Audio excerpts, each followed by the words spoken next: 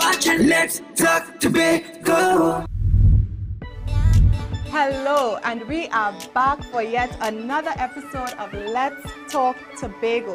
This week we are coming to you from the best, yes, I said the best village in Tobago, Blackrock. It is my hometown and it is home to this beautiful fort, Fort Bennett. So at this time we're going to check out the lineup of stories for this week.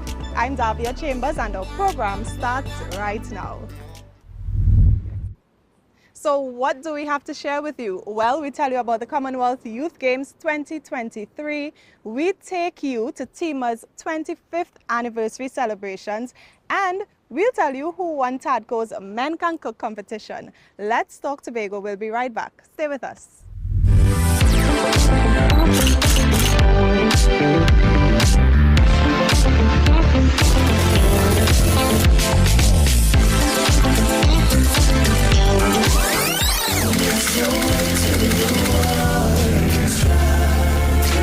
When the quarantine thing done and everybody touch road, A brown skin. Girl, I wanna wrap you up. Lift up your head and hold it up high.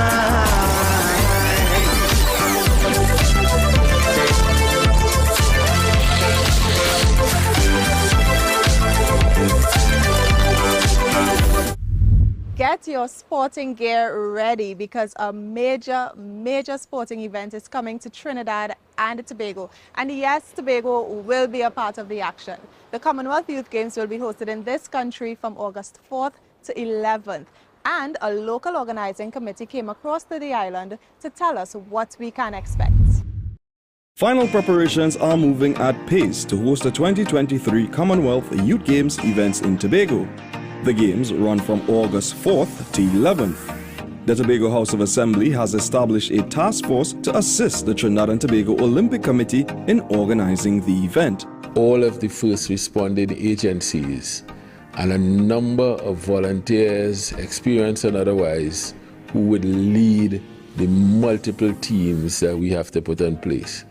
You would imagine we'd have a medical team, transportation, hospitality, ceremonies, and the like for the 4 disciplines and the closing ceremony of the entire games that will take place in Tobago. Facilities are being prepped at 4 venues to host specific disciplines. Blackrock for the construction of a beach sports venue, that will actually post games be able to handle a number of beach sports. The Shore Park football field where rugby will take place, the Shore Park Cultural Complex where netball will take place, and the beach and environs of Buku where the triathlon will take place. Heightened security will be observed during the games, taglined Trinbago 2023.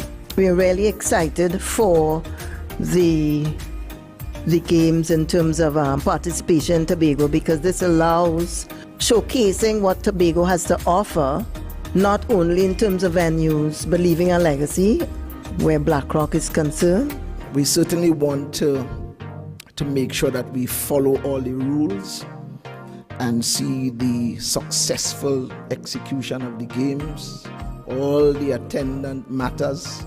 We are going to do everything in our power to make sure that those things are in place. More than 1,000 athletes from 72 countries have registered so far for the games. Recruitment of volunteers continues, with several events to be staged right here in Tobago. Visit commonwealthsports.com for more details. I'm Ryan McCool for Let's Talk Tobago. You know, we really can't stop a natural disaster, but our first approach is usually to minimize the impact. Omdara Mills is going to tell us now about some new flood early warning systems that have been installed. Worrying scenes of last year's flooding in Scarborough and environs. This year, the Tobago Emergency Management Agency, TEMA, is staying a step ahead with 2 new community flood early warning systems at Bacalet River and Crooks River. They were funded by the European Union for humanitarian aid and implemented by the United Nations Development Programme. These two stream gorges were part of a two-year project started in 2021, which forms an important part of UNDP's sixth offer, Small Island Development States, which aims to build resilient development pathways in areas such as climate action, blue economy, and digitization. This action responds to the priority of DG ECHO to strengthen national capacities to forecast man-made and natural hazards by investing on early warning systems and preparedness. The scope is to provide to communities and government with earlier and more accurate information, so to allow the implementation of faster and earlier anticipatory action protocols before a disaster strikes. It will give us greater chance and availability to actually anticipate, prepare, and respond more effectively, especially in Scarborough, which, for those who remember, when it came the last time when you're watching by Crooks River where water cleared the banks, the port had to shut down operations, vehicles stuck, businesses, Scotiabank, all of them, some relocated, some could not start back up their business. So what we have to do now that we have this piece of equipment, not only maintain it properly, but also use it to the max. With these two systems, we will be able to improve on the timeliness of our response. This will certainly have an impact on schools, on traffic management, on communities and people being able to safeguard assets and homes. The flood early warning systems will support data collection so that emergency responders can better assess the need for evacuation. I'm Amadara Mills for Let's Talk Tobago. Now, this fort was established by the Dutch between 1628 and 1636. A pretty long time ago, right? Obviously. But what was also established a long time ago is the Tobago Emergency Management Agency, or TEMA. TEMA recently celebrated its 25th anniversary. So at this time, Ryan McCool will tell us exactly how the department celebrated.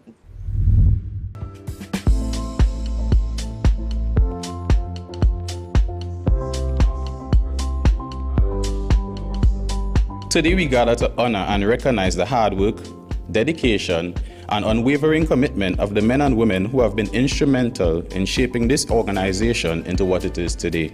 Over the past 25 years, it would have been grown from strength to strength, coordinating the essential services to the people of Tobago. I just want to recognize some of the agencies, who have been with us over the years. I call them very, very important and strong affiliates. TEMA is just not what came out of the Executive Council that established. When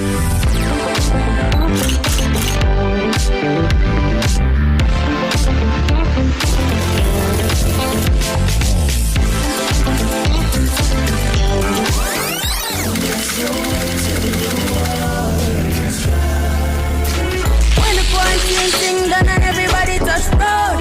A brown skin. Girl, I wanna wrap you and lift up your head and hold it up high.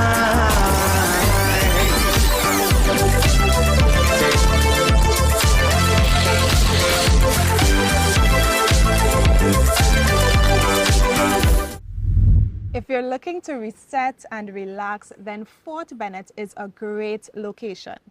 So now I'm going to tell you about a men can cook competition, and we all know Tobago men can cook.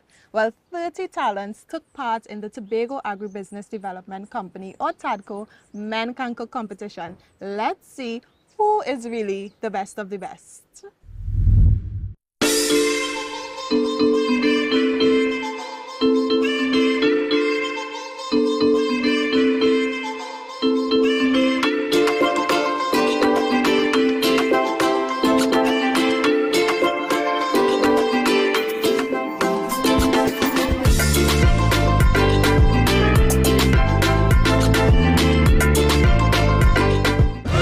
had used the calabash and plated our soup with callaloo soup.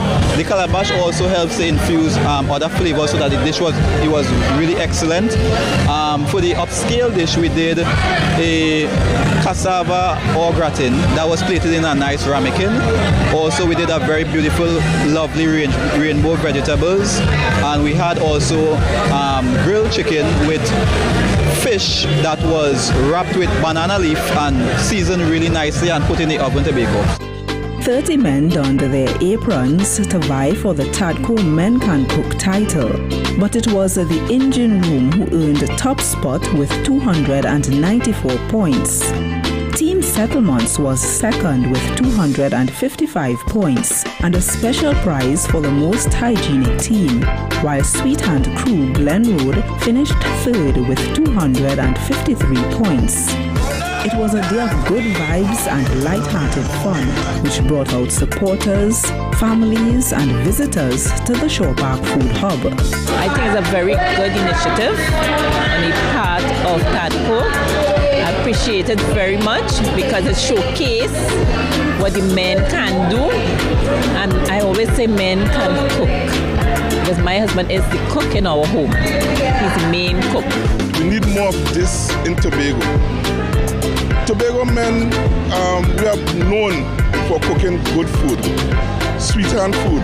I'm not saying the women cannot cook, them time will come. But I mean, men are normally known to cook food for harvest and big sessions and things, right? So putting this together, for me, is a very great experience for the men in Tobago. I think it's a great initiative. I think that more of it is actually warranted on the island because men can really cook. That's the truth. My husband is a chef. I enjoy his meals. It's also a good opportunity for young boys to look into or go into the culinary field. I'm quite happy with the turnout. I'm quite happy about the amount of men that are here actually. This definitely will foster growth in terms of communities and building relationships, especially among fathers and sons and stuff like that. The event is also intended to showcase Tadco's products and promote the food hub as a viable venue for vendors and patrons. Look out for more exciting cooking challenges from the Tobago Agribusiness Development Company. I'm Amadaro Mills for Let's Talk Tobago. Preservation of culture is quite important, so we're going to leave Fort Bennett at this moment to head right across the street to Corland Bush Race. We're going to take you to the Williams family so you can see their Good Friday tradition. It's a historical tradition for the Williams family of Black Rock to host a traditional breakfast on Good Friday every year. The day starts at 6 a.m. with the rising of the sun and this custom. You see, long ago now, when fowl lay, and they could have used the egg because they never used to put egg in fridge and them thing they said the thing that sees the thing that it wouldn't rise. So that is why they say you must get a fresh egg like if the fowl lay day before yesterday, but don't put it in the fridge. And then when you're ready for use it, but make sure 6 o'clock when the sun rising, and it thing the egg, it fast as the sun coming up, that coming up too. And use the white alone of the egg. If the yellow go inside there, it would not raise. It does be very good. You're seeing your danger. If you're going to bring a wedding, you're going to bring a church, you're going to bring you coming out from the church with the wedding, it will give you down to a funeral. All like that. Right? So that is why they say, many people are glad to see that. Imagine a white lady from America call me and ask me if I'm doing anything today. Long time, you didn't get stove. So that was the stove. You gotta get the fire, blow the fire on top. That's how they used to cook long time. You didn't get no stove and oven. So they never find a way, 3 stone they call it. Me just change it to the blocks. It was excellent. The food was amazing. I got cocoa, and the nice thing about the tea was there was this oil film on the top, which to me was unique, and it was real nice. The Williams family continues to pass the tradition down from generation to generation to ensure that the culture is preserved. I'm Megan Wallace for Let's Talk Tobago. And that's a wrap. That's how we bring this week's edition of Let's Talk Tobago to a close. Thank you so much for joining us. I'm Davia Chambers. On behalf of all of us at the Department of Information, Office of the Chief Secretary, Tobago House of Assembly, do have a safe and enjoyable week. Remember to like our social media pages on Facebook, Instagram, and TikTok. See you next week.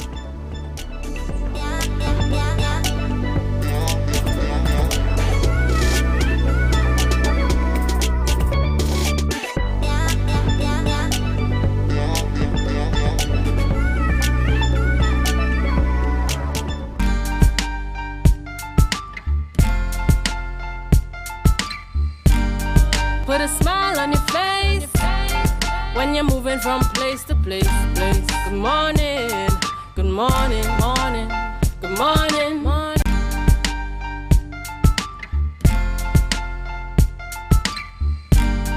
Put a smile on your face when you're moving from place to place. Good morning, good morning, morning, good morning, morning.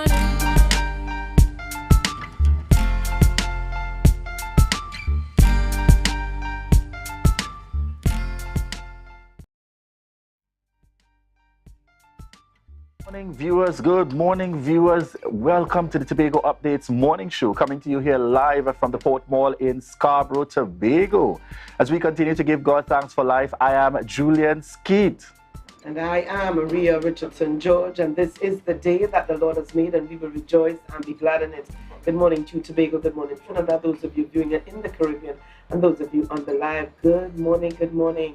Julian Skeet, good morning, and welcome back. Yes, good morning, and thank you so much. Thank you so much indeed to each and every one of you. Ria, you know, that's being out for just about a week or so. Really an engaging opportunity, and I dare say Tobago Updates, those persons that follow the morning show, let's just say, imagine appearing in an event. You get a warm hug and an embrace, and then you are told, I miss you for the weekend, I realize you're out. That's right. And so you know. That's right. I really want to shout out a number of our loyal viewers that continue to support us. I was tuned in and I followed in, but I miss you for the week. Thank you so much for the continued love and support. Very important that Auntie Picky, shouting out Auntie Picky this morning, because, you know, I would have been out just for a bit. And then back in the space here between both Trinidad and Tobago in terms of our commitments. But certainly, Ria, that very most recent highlight from Tuesday with the jazz rundown, gospel night, excellent addition. That's right. In fact, kudos to two of my very good friends that, you know, said, let's head out to gospel night. I was just thinking, all right, I probably are not too big. We'll see what happens. And I enjoyed. Really, let's just say I ended up in front of the stage. We heard. I'm sorry that we don't have any footage to share. That's fine. They can rely simply on the words that are coming from us today. So I want to say kudos and congratulations right down to last night in terms of the International Night celebration, and the turnout appearing very good. I didn't make it up to Speyside, but from all indications, persons are indicating the turnout extremely good on the part. No disappointment, should I say no disappointment? No surprise at all on the part of Cal and the Port Authority. The usual challenges. I, was the in the mix yesterday as well, because I had meeting commitments in Trinidad, get back to Tobago in time to be able... Hoping to get back in time. Hoping to get back in time. And let's just say, what was supposed to be a good evening flight at just about after 6 or so turned into hours later. So I'm not certain whether it would have been systemic. I'm not certain whether it would have been the weather. I'm not certain what would have caused the challenges. But what I know is that in the true spirit of Cal, the challenges did exist. And we are looking forward to and hoping that in some way, form or fashion, because that we're able to find some solutions, that we're able to really find some solutions. Because for us that have commitments, whether it's medical appointments, you know, and whether it's school people going across for whatever the commitments are, it'd really be nice if we can get to a point of some levels of predictability for the most part. What I must say kudos with, though, that I've noticed in recent times with Carl very quickly, is that excellent with regards to seeking to have your flights leave on time. In fact, in fact, the time they've been very good with that in recent times. The time you're scheduled to depart, 9 out of 10, I'm already in Trinidad by that time. So, you know, with that hour before they start boarding, and once they have everybody, they're ready to go. So I really want to say commendations with that. I feel a greater sense of predictability when it comes to that. But let's just look for that consistency now, whatever the issue is, systemic or whatever it may be, to ensure we find these solutions, especially when there are major events happening on the island in order to move persons back and forth. Most definitely. Earlier on, you spoke about those persons who have been logging on. You know, I met a Neil Jacob and a Bernice Jacob. They indicated that they met you at a restaurant some time ago. They are from Hamilton, Ontario, and they view the program every morning. In fact, when they indicated that when they are in Ontario, they view more regularly than they do when they're here in Tobago. So a special good morning going out to you. And they were with their friend Ronald McLaren, who's also visiting. So we say a special good morning going out to the three of you, and we trust that your stay in Tobago, you know, is an enjoyable one. Neil Jacob did indicate that he is the cousin of Lawrence Hislop. So he was trying to give me the history, the family, the roots. So he is Lawrence Hislop's cousin and visiting home again. So welcome back, and trust that your stay is an enjoyable one. Yes, beautiful indeed. The viewers, at this point, we head on over to news in 90 seconds. Julian and Maria, and here is your news in 90 seconds for Monday the 24th of April. Prime Minister Dr. Keith Rowley demanded that fresh THA elections be called in Tobago. In a long message posted on social media, Dr. Rowley said the formation of a new party when the Chief Secretary and the rest of the Executive Council were elected under the banner of the PDP is a cause for concern. He explained that the electorate did not vote for what is now the Tobago People's Party, and a fresh mandate must be given to the THA. Dr. Rowley also stated his disapproval of certain actions undertaken by Augustine and his team, including what he described as a childish wanton attack on officers of the Transportation Department of Trinidad and Tobago in discharging of their duties in Tobago. Meanwhile, the political leader of the PDP, Watson Duke, accused the Chief Secretary Farley Augustine and the Executive Council of hijacking the THA. He claimed that Augustine committed political fraud when they resigned from the PDP, told the people of Tobago they were independents, and now formed a new party. According to Duke, it warranted a call for a new elections. And finally, former Commissioner of Police Gary Griffith called for Prime Minister Dr. Keith Rowley and opposition leader Kamala Persad-Bissessar to let him help work with them to fix the rising crime situation. Griffith said he would work under any leadership as the Commissioner of he worked under both leaderships as the Commissioner of Police and National Security Minister, producing positive results both times in the fight against crime. He said he does not need to be appointed in any position or receive a posting, but he should be allowed to work with the heads to formulate strategies to bring down crime. And that was your news in 90 seconds. Back to you, Julian and Ria. Thank you there, Chanel. Thank you very much there, Chanel. Very interesting in the midst of the yesterday, and I think late evening to be specific, with regards to the jazz.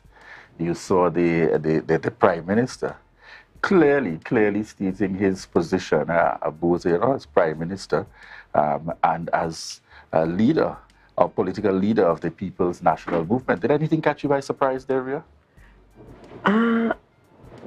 I'm just looking at the timing. The timing was probably not the best in my opinion, but certainly calling for an election. I don't know how the people of Tobago feel about that. We're now settling into just after one election, and certainly a call for another. In fact, settling after two elections in 1 year, and then a call for another. Yeah, so very, very interesting in our lineup and our mix this morning. And as such, we've got a long list of birthdays today in the line. Let's head on over to our birthday celebrations.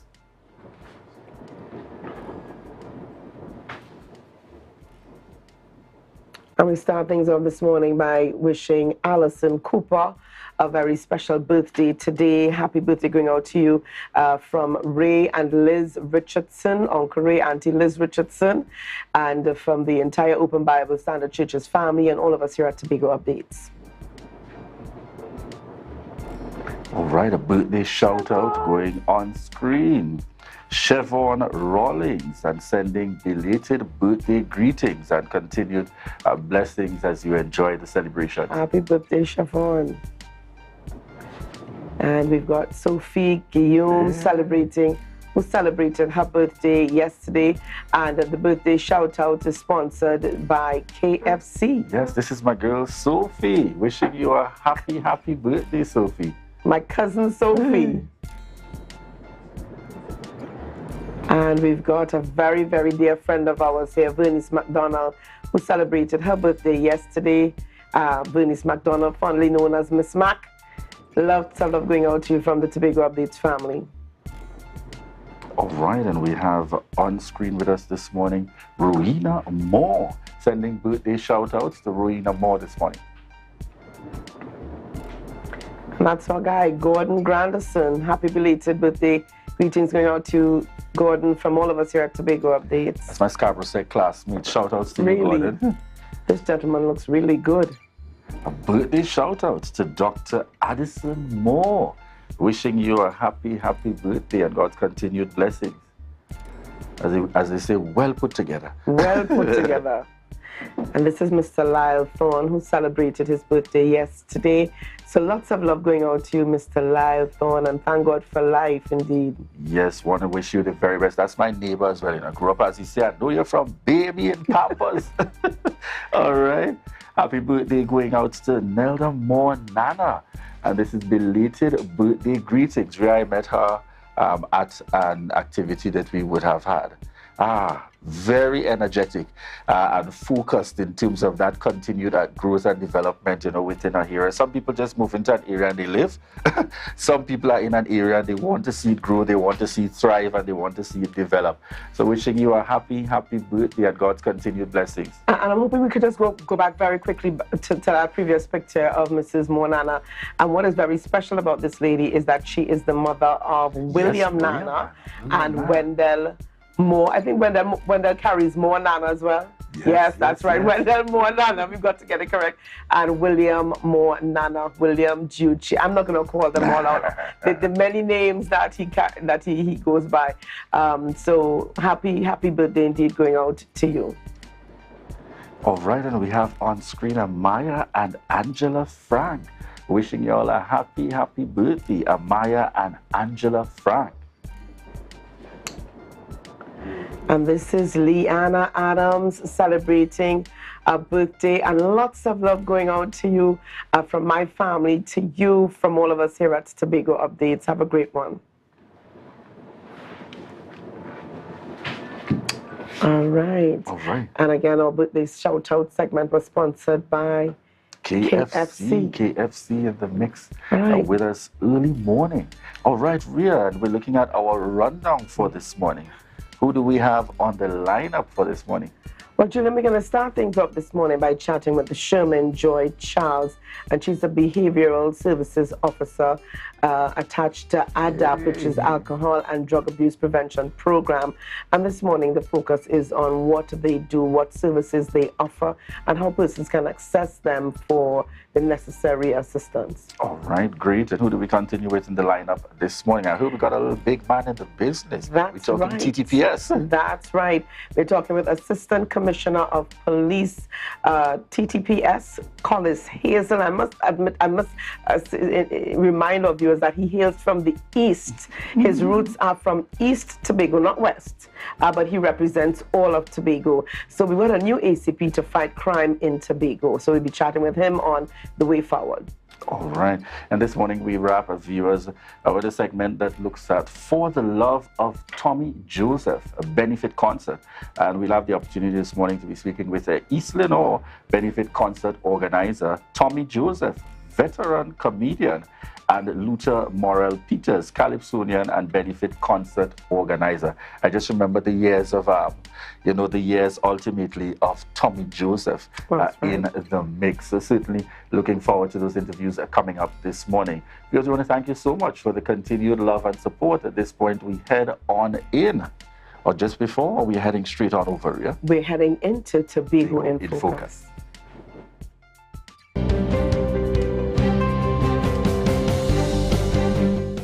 Since 2012, the United Nations has commemorated the International Day of Forests on March 21st. This was deemed necessary to create awareness of the importance of forests and the role they play in the lives and livelihoods of the people of the country. With Tobago boasting the honor of having the oldest protected rainforest in the Western Hemisphere, Assistant Conservator of Forests in the Division of Food Security, Natural Resources, the Environment and Sustainable Development, Darren Henry said, awareness of the importance of our 247-year-old rainforest is ongoing. We have been doing our education drives, we have been doing our promotion. For example, here is a form of public awareness. We have been doing that. We have been going out to the schools, taking schools to wetland and rainforest. So I've seen some improvement in the behavior.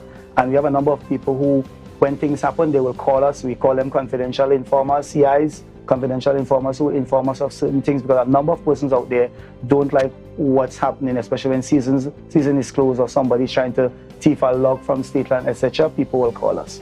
Though he said most persons know and understand its significance, others see the rainforest as just bush. Without that forest reserve, our beaches, our life and livelihood in the rural communities, the waterfalls would have all been disrupted. Because think about Tobago, we probably have about 2/3 of the island under forest cover. Think about it not having that forest cover, the kind of environmental impacts, and the forest reserve really provide ecosystem services, carbon sequestration, purification of the atmosphere, production of oxygen, water production, water retention, infiltration, and all medicine and all those kind of things. The 2023 theme of the International Day of Forests is Forests and Health.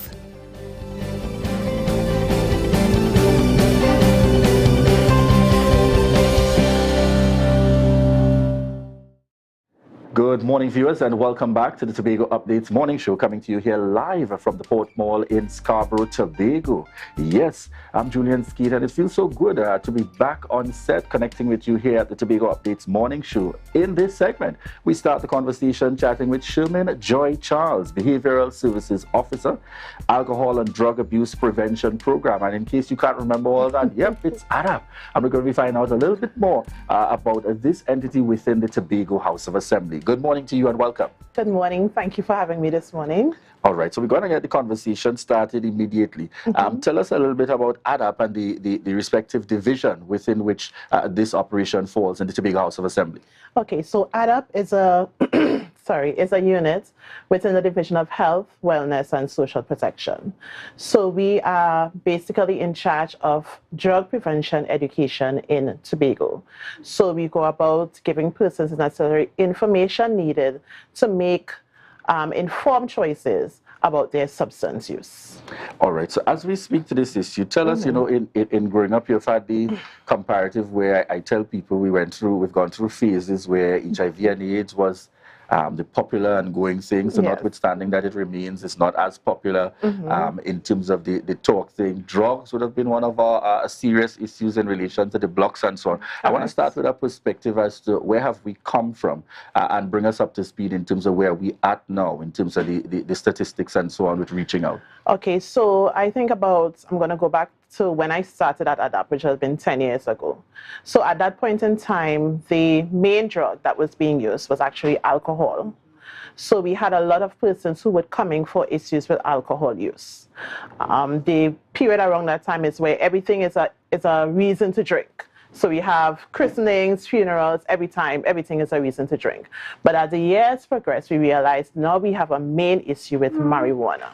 So not only do we have a main issue with marijuana, we have persons who are using at a younger age. So while you may have found persons using in the late half of their high school experience, we realize that persons are starting at an earlier age, between 13 and 15 years old.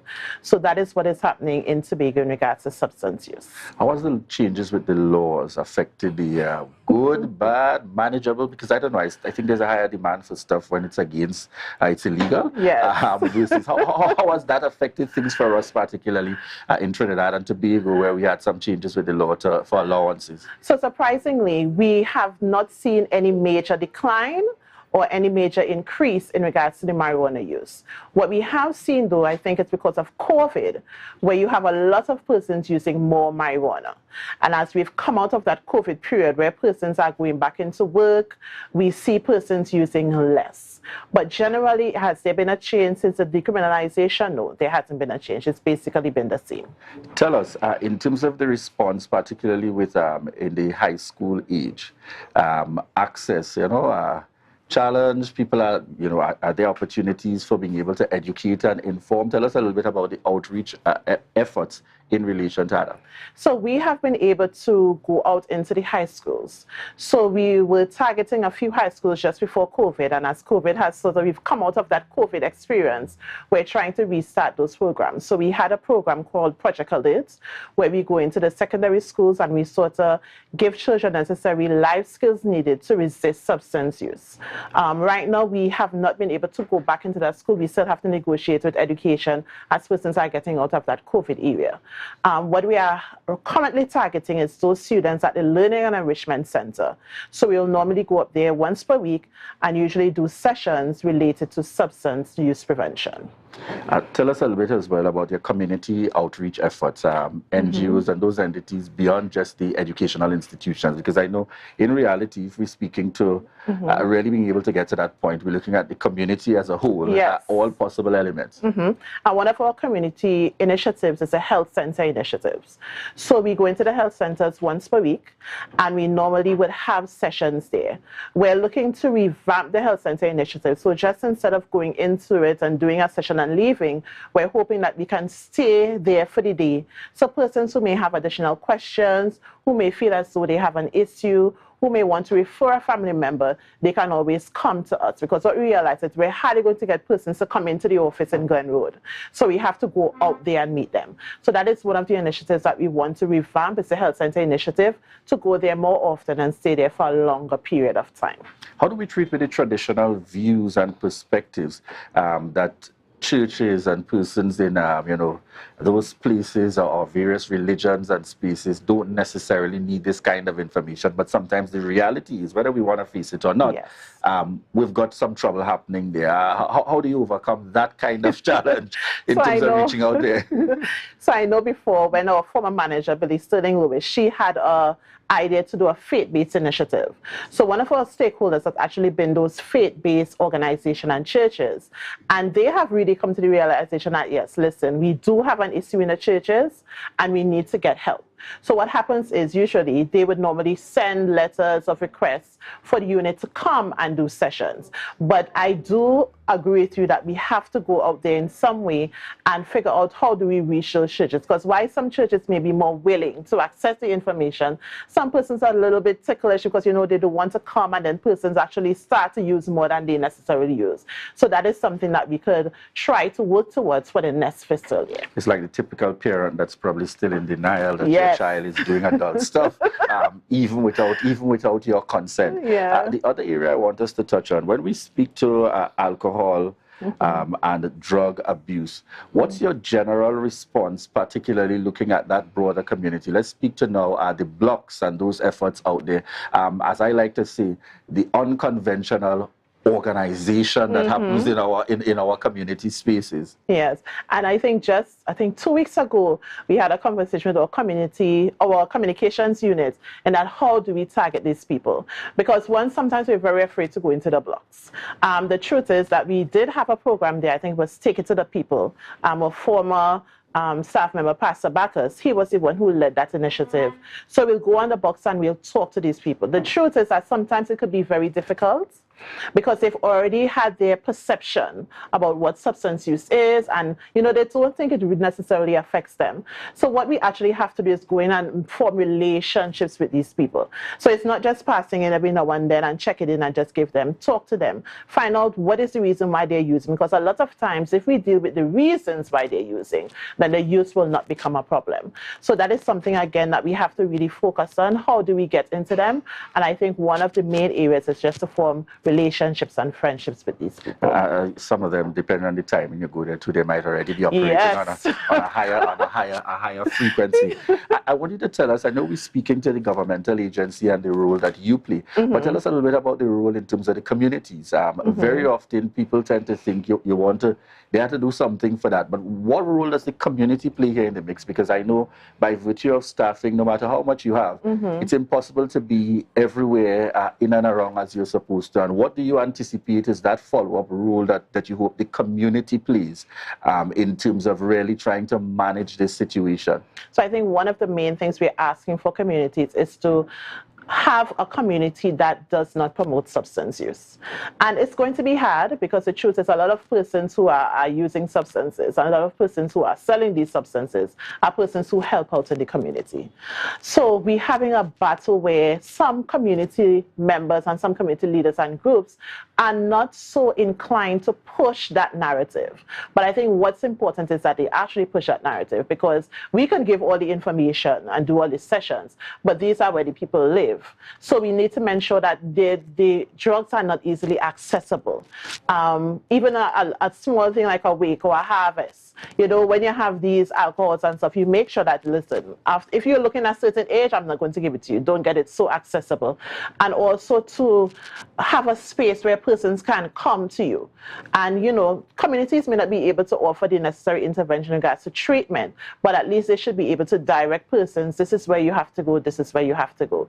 So in the communities, even though they may not be able to do what we are doing, what they need to do is support. So if persons need help, support. Encourage an environment where we are not going to promote substance use, and we're not going to encourage substances to be so accessible. Very quickly before we wrap this morning, contact information for persons wanting to reach out, because they're hearing you talking about the church, the community, the blocks, etc. And they're probably saying, wow, I didn't know I could just call them to come in. Tell us about how do they get in contact and where can they find you for those who want to actually come in. Okay, so we are at number 5 Montezuri Drive, Glenwood, Scarborough. That's the new building in the back by where E-Zone is and community development is. And if you want to contact us, so you can call the office number at 639-3395. The extensions are 47075 or 47076, or you can call directly. I have a work cell number. It's 487-6665. All right. Closing comments, final 30 seconds before we wrap this one. What's the message you want to leave there? Whatever the message I want to leave there is that even if you're using, it's not a hopeless case. And for those persons who are using, there is help. You can contact us to get help. And for those persons who have not used, we want to encourage you to continue not using. And I've got to connect it. Interesting enough, we've got our next guest coming on, and that's none other than the man himself, Collis Hayes. In fact, interesting enough, I met one of his officers over the course of this weekend conversation, and the officer said in response, under the circumstances, they said, one of the things I like is that he's a community man, and he believes in community policing. How do you see that connecting governmental agency, the police, in really working to continue to reach out to the communities? Yes, and as we talk about Mr. Hayes, I must commend the Roxville Police Group because they are one of our partners who is always there. They also have an initiative, the Youth Against Marijuana Initiative, and they are one that pushed that narrative also. So I think Mr. Hayes and the group is one of those persons one of those individuals that I will look forward to see, this is what we want. This is the standard we want to push a narrative of we are not promoting substance use. All right. Quick question at the end. Do you feel children using drugs is because of adults using or making it seem cool? I think it's both. It's both, because they think it's cool. So their friends around them, and at certain age, your peers are most important. So they think it's cool. But when you have family members who are using, then you don't have that other side that tells you, okay, this may be wrong. So it's a combination of both. All right. Thank you very much again. Sherman Joy Charles, Behavioral Services Officer, Alcohol and Drug Abuse Prevention Program, joining us here on set this morning at the Tobago Updates morning show. Viewers, we want to thank you so much for the continued love and support and for choosing the Tobago Updates morning show. As we see coming up next on set, what they call it, the community policing man. That is what he about. Collis Hazel, Assistant Commissioner, Trinidad and Tobago Police Service. We look forward to the conversations coming up next. Viewers, we want to remind you, those of you joining us via TV, those listening in on the radio, and those of you connecting with us online, this is your opportunity to share the live, share the live, share the live.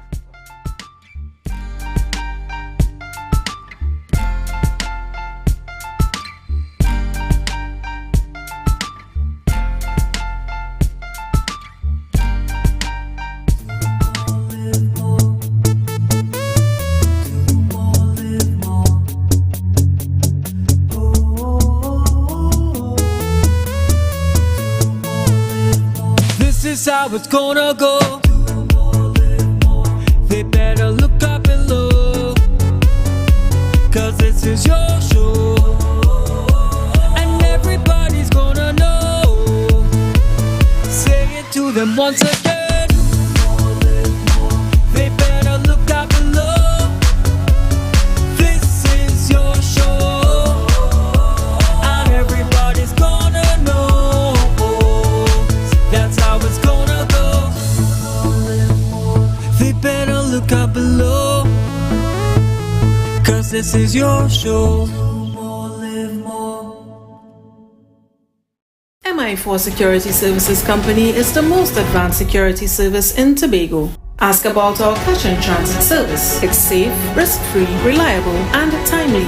We provide safe banking delivery for all business types and sizes with highly trained staff, 24/7 monitoring, coordinated emergency response, and a well-maintained fleet of armored vehicles. Contact us at 660-7723 or visit our website at www.mi4securitytt.com to sign up today. October will never be better with Tobago Carnival fever. Book your passage and come on over. Tapicom. Welcome to the future. The only card you will need in a new world. Digital business cards. Safe, hassle-free. The future is here. Tapicom. New generation digital transfer. Digital time clock cards, digital attendance cards, air tags, customized designs, digital clothing tags, digital pet tags. Tapicom. The future is here. Contact us today.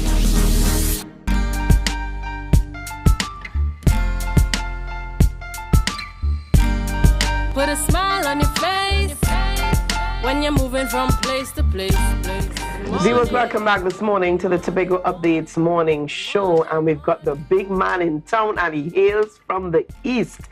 We want to welcome and congratulate at the same time this morning on the Tobago Updates morning show for the very first time the Assistant Commissioner at the Tobago, Collis Hazel, and he is the Assistant Commissioner of the TTPS. And I have to admit here that this is new for us. This is a very big moment for us here in Tobago, and for all of us who hail from the east. Good morning and welcome to you. Hi, good morning, Ria. Good morning, Tobago. It is a delightful moment to be in this beautiful studio for the first time.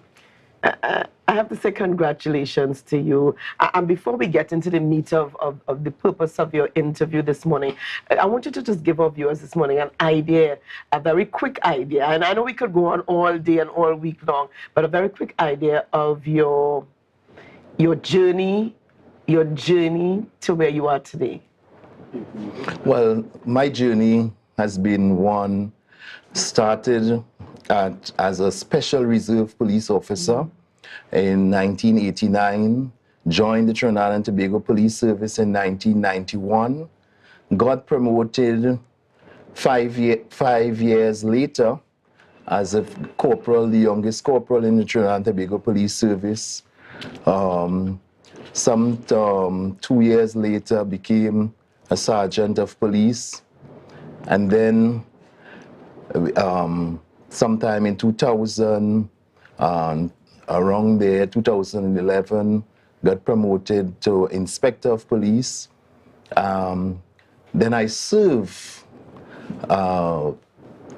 as a program officer. I took leave of absence from the police service and worked with the UNDP program, and then returned back after performing that public duty and got promoted as an assistant commissioner of police. And then a year or so after as a superintendent, and then acted as an assistant superintendent, as a senior superintendent in Trinidad, got confirmed within 2 years later, and then here am I. Last year I was promoted to the rank of assistant commissioner of police and work with the Port of Spain Division and Western Division, and now is posted to my homeland Tobago, but also assistant commissioner for Northeast as well, of Eastern Division. Here. What does it mean for you to be able to give back to your homeland Tobago at this rank?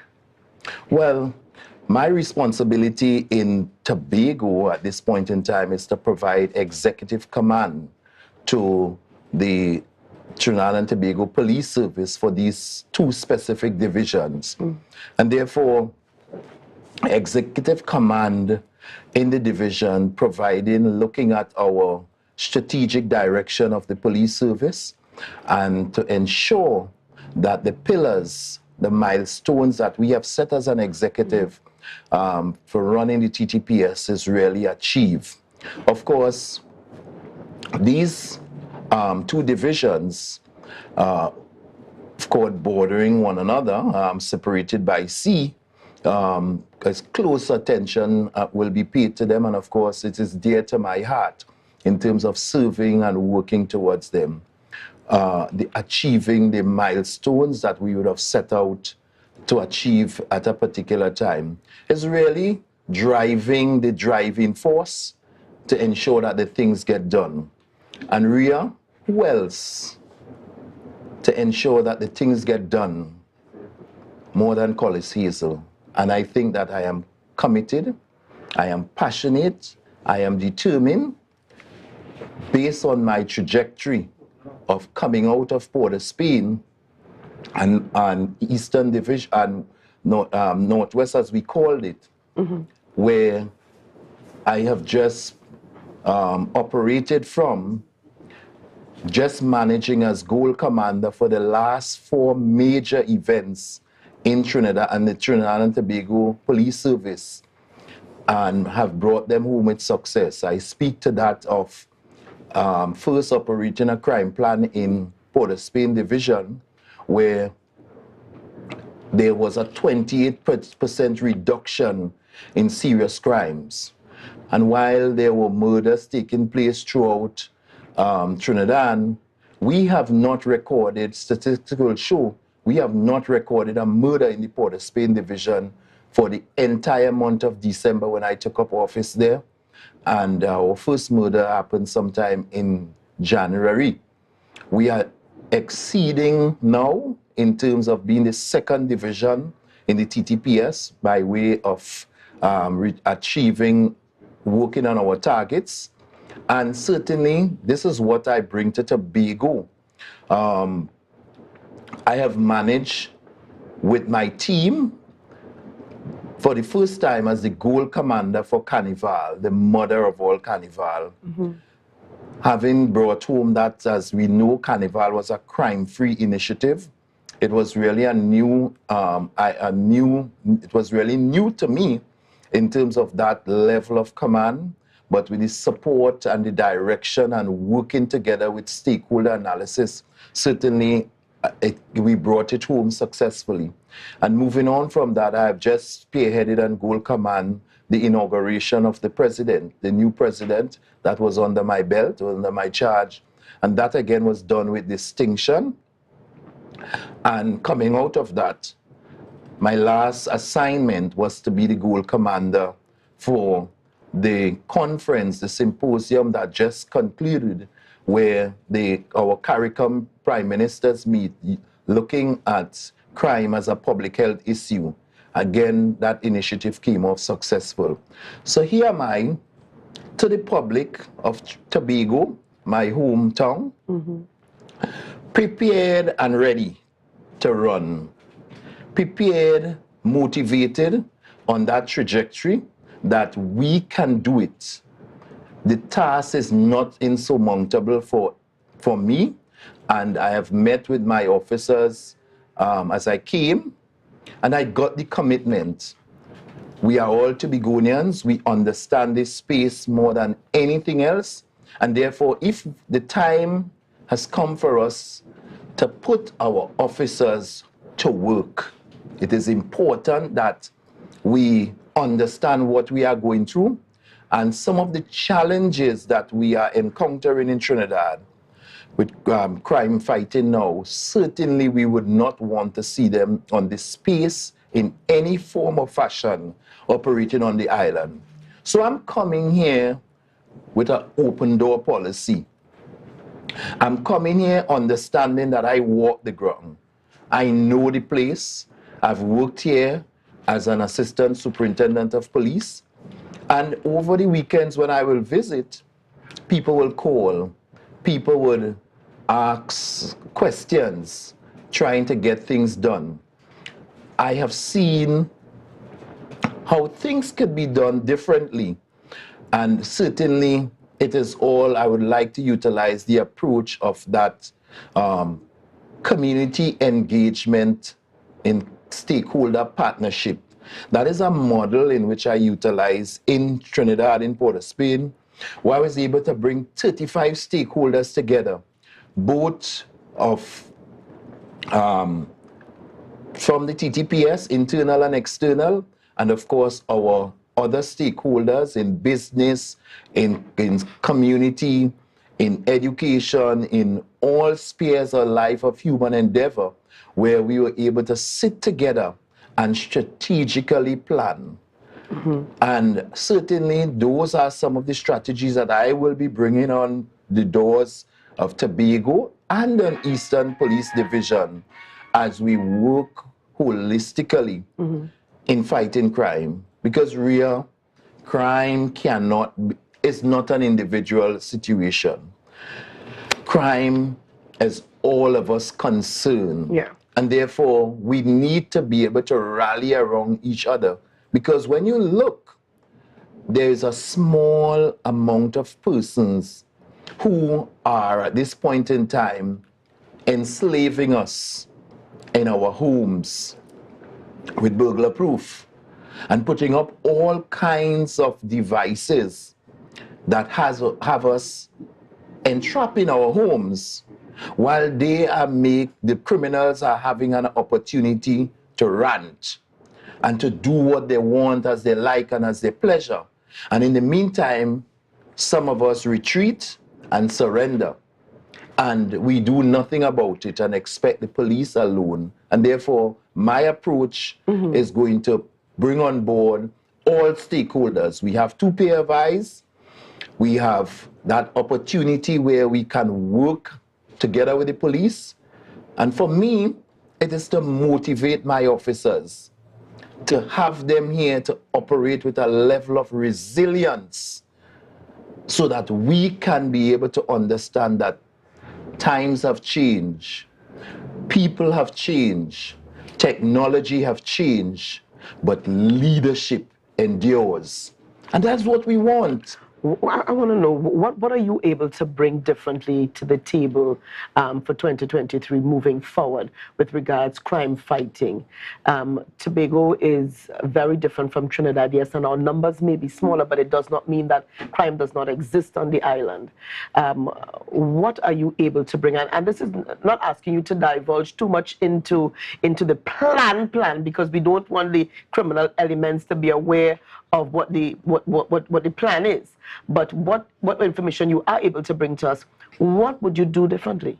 Okay, so I speak of leadership, and therefore what we want, what I've been talking with my officers, some of the things that I would like to see happen and will ensure that it's happened is that we always have to remember that as a supervisor, as a leader, you must always be prepared to lead with example. And therefore, you must always be reminded that you don't give anyone a task in which you yourself is not prepared to do. We have been putting persons on the battlefield outside there, our junior officers, to reach and to state some of the initiatives of crime and criminality. Some of them are very inexperienced. Some of them are coward in terms of approaches. I've seen quite recently a situation with an officer trying to get somebody quite recently with a one of those cyclists. And the long time it took in order to arrest that situation. And all of that, putting up with some things that we really will not tolerate at this time. What I am saying to us, what is going to be different is that I am now calling on supervisors to hit the ground. So you would not be seeing just the junior officers outside there. Khaki men have to hit the boots running with their officers so that we will have rapid raid and searches taking place at the point in which we are being affected. So there will be a lot of raid and searches taking place. I can give you that because at the places where you have crime and criminality operating, we need to be able to ensure that those perpetrators, those priority offenders are dealt with. They cannot be sitting comfortable on their laurels in this island and ensuring that crime and criminality run amok. And we just have them up and down the place. So life is going to be busy with the police in ensuring that we rid at least 20% of our priority offenders to have them arrested and placed before the court of competent jurisdiction. We want to be able to ensure that in terms of the fatalities that is happening in Tobago, we have a 300% increase in fatalities in Tobago. And therefore, this is one of the things we want to be able to understand, that we educate, we teach, and we act as a catalyst for change. In a situation where Tobago roads continue to be the same roads we are accustomed to, our highway is a small area which some have questioned is whether it's really a highway or not.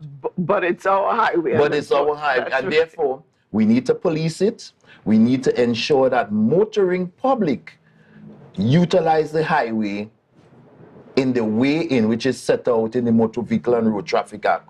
And therefore, we want to be able to ensure that we treat with that situation in reducing the amount of fatalities that operate within our highway. May I say to you that 3 years ago, Trinidad and Tobago had the lowest amount of fatal road traffic accidents operating throughout the Commonwealth. And we were setting the pace in terms of a study by PAHU as to what was responsible for that success. We are now in a situation where we are seeing an increase in road fatalities. And therefore, we have to be able to up our game. We have to educate, we have to sensitize, and we have to ensure that the motoring public adhere to the restrictions out there in dealing with those RTAs. Now, I want to ask you here, as it pertains to the general public, what would be your information advice for the general public in terms of working along with the TTPS in Tobago, but also those officers who serve under your charge? We saw quite recently where, and the thing is, we don't have all of the background information here, but just snippets of a video of an officer, and it appears as though he was provoking a civilian. This was last week when we had the licensing officers from Trinidad in Tobago conducting their their duties, but we saw where an officer, a civilian was pulled over, or there may have been an altercation between him and an officer concerning a motorcycle, and it appears as though the officer might have been provoking the civilian. What do you say to the general public as it pertains to the measures to ensure that police officers not provoke but carry out their duties without provocation to the general public? Okay, so one of the measures that we would be ensuring is to ensure that there's constant training. The Trinidad and Tobago Police Service will be embarking on a customer service training again, because we realize that we have not been getting 100% success in this area, where you will go to the stations, and at times the way in which you are meted out, the way in which you are treated, it is unbecoming. And therefore, we are boosting up in that area. Only yesterday, we had a 3-hour meeting with our commissioner, and that was one of the focus in which we identified that we are going to be training, retraining, and retooling our officers in that field. So I would want to admonish persons that in any way, if you are treated, if you feel that you have been slighted, the police is one of the areas that have their complaints situation works. You feel free in order, the Police Complaints Authority, there is the officers who you may want to talk to, a supervisor in that respect, so that they can be able to deal with the problem, because we have to mitigate situations that happen from time to time here with our officers. And certainly, as I mentioned, I have an open door policy. And therefore, I am prepared to listen to persons concerned and to work with the community. I think Tobago needs a listening ear. Okay. Thank you so much for chatting with us. Do you have, are you going to give out your phone number like former Commissioner of Police Gary Griffith? Are you going to give out your telephone number to the general public for persons to contact you privately? Say something. I know there's an open door policy, but just... Well, the point about it is that, Ria, I made it abundantly clear that there is nothing in terms of the whole idea of me working in community is no strange in terms of policing. I've worked with the Rockville Police Youth Club for the last 23 years. So, and therefore, my number is no secret to no one. So at the end of the day, being assistant commissioner doesn't seem that to be a secret. I'm a public officer. So persons can contact me. I am at 745-4957. So at the end of the day, reach out and we can talk, we can communicate, but I am prepared to work. I want to send a message to all those criminals in Tobago to stand at attention. A new sheriff is in town. That's right. And therefore, I am prepared to work with a team of officers to eradicate, to lessen, to minimize the risks that our Tobago population is facing at this point in time. And make no bones about it. Based on the trajectory that I have been operating on Northwest in Port Spain and the Western Division, I am bringing it to Tobago, and there will be no let loose for criminals. So we are not no soft target here on this island, and quite certainly you can look forward to visibility, strong visibility of police officers hitting their boots on the ground, and we will be there, as I would have mentioned, dust in the face for the bandits. We are not letting loose on this island. That's right, dust in their face. We are not letting loose, and I think those are some excellent sentence to end the interview on this morning. I really want to thank you this morning, and congratulations to you again, Assistant Commissioner of Police Collis Hazel. I'm just reminding you viewers, he hails from the east, but he's here to serve all of Tobago. Yes? Quite certainly, Ria. It has been a pleasure being here, and I look forward to making myself available to the members of the media so too, so that I can ensure that Tobago is properly informed and educated about crime and criminality. And of course, our town meetings as well will speak to some of that in short order. All right, thank you so much again. And just to let you know, viewers, that we had him first. We had him first here on the Tobago Updates morning show. All right, lots more coming up this morning on the Tobago Updates morning show. So we encourage you again, viewers, to share the live, share the live, share the live.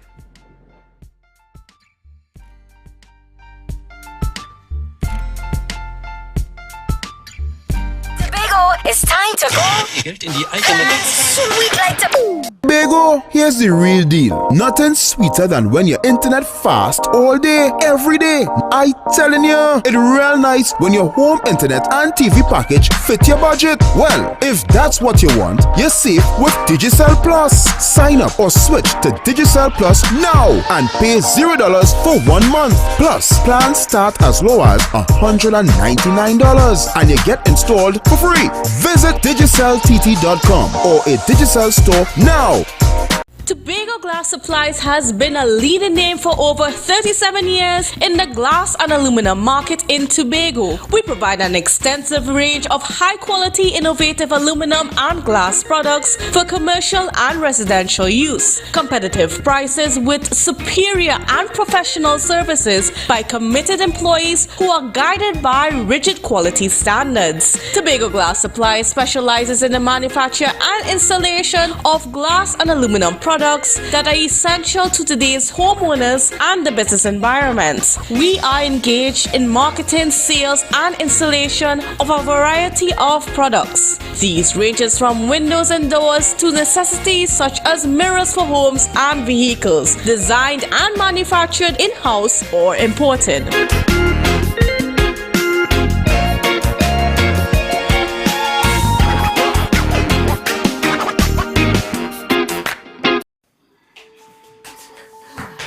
Yes, be careful.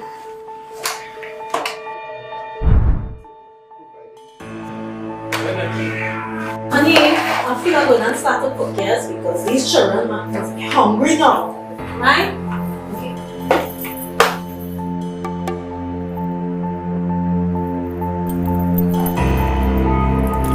Oh, shucks. Oh.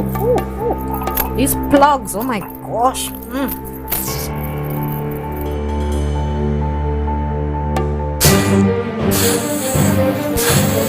Hey, Lisa, hey, come from there. Come from there.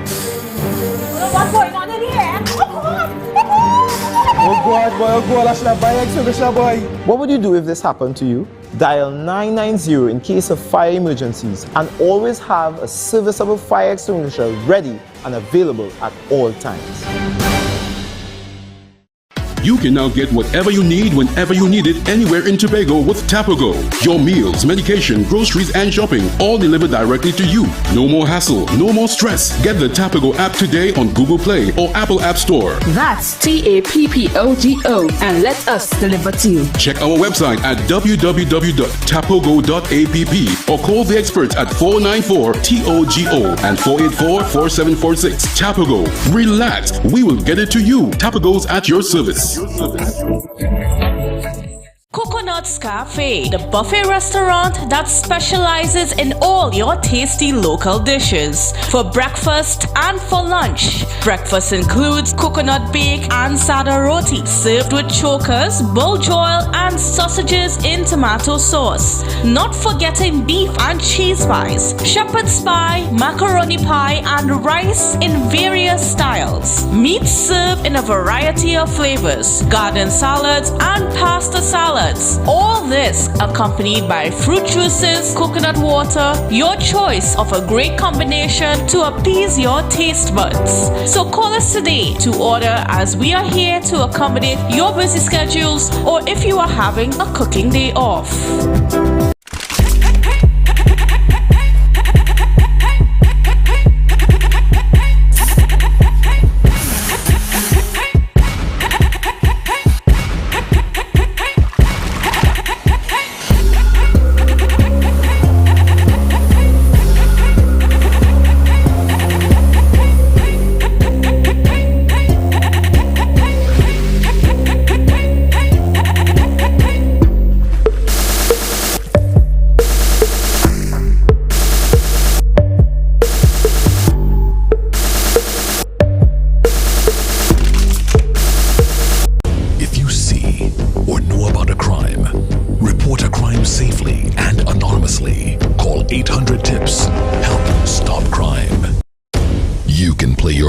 safely and anonymously. Report a crime. Earn a reward. Call 800-TIPS. Help stop crime. Be a hero. Champion. Fearless citizen. Be a crime stopper safely and anonymously. Call 800-TIPS. Help stop crime.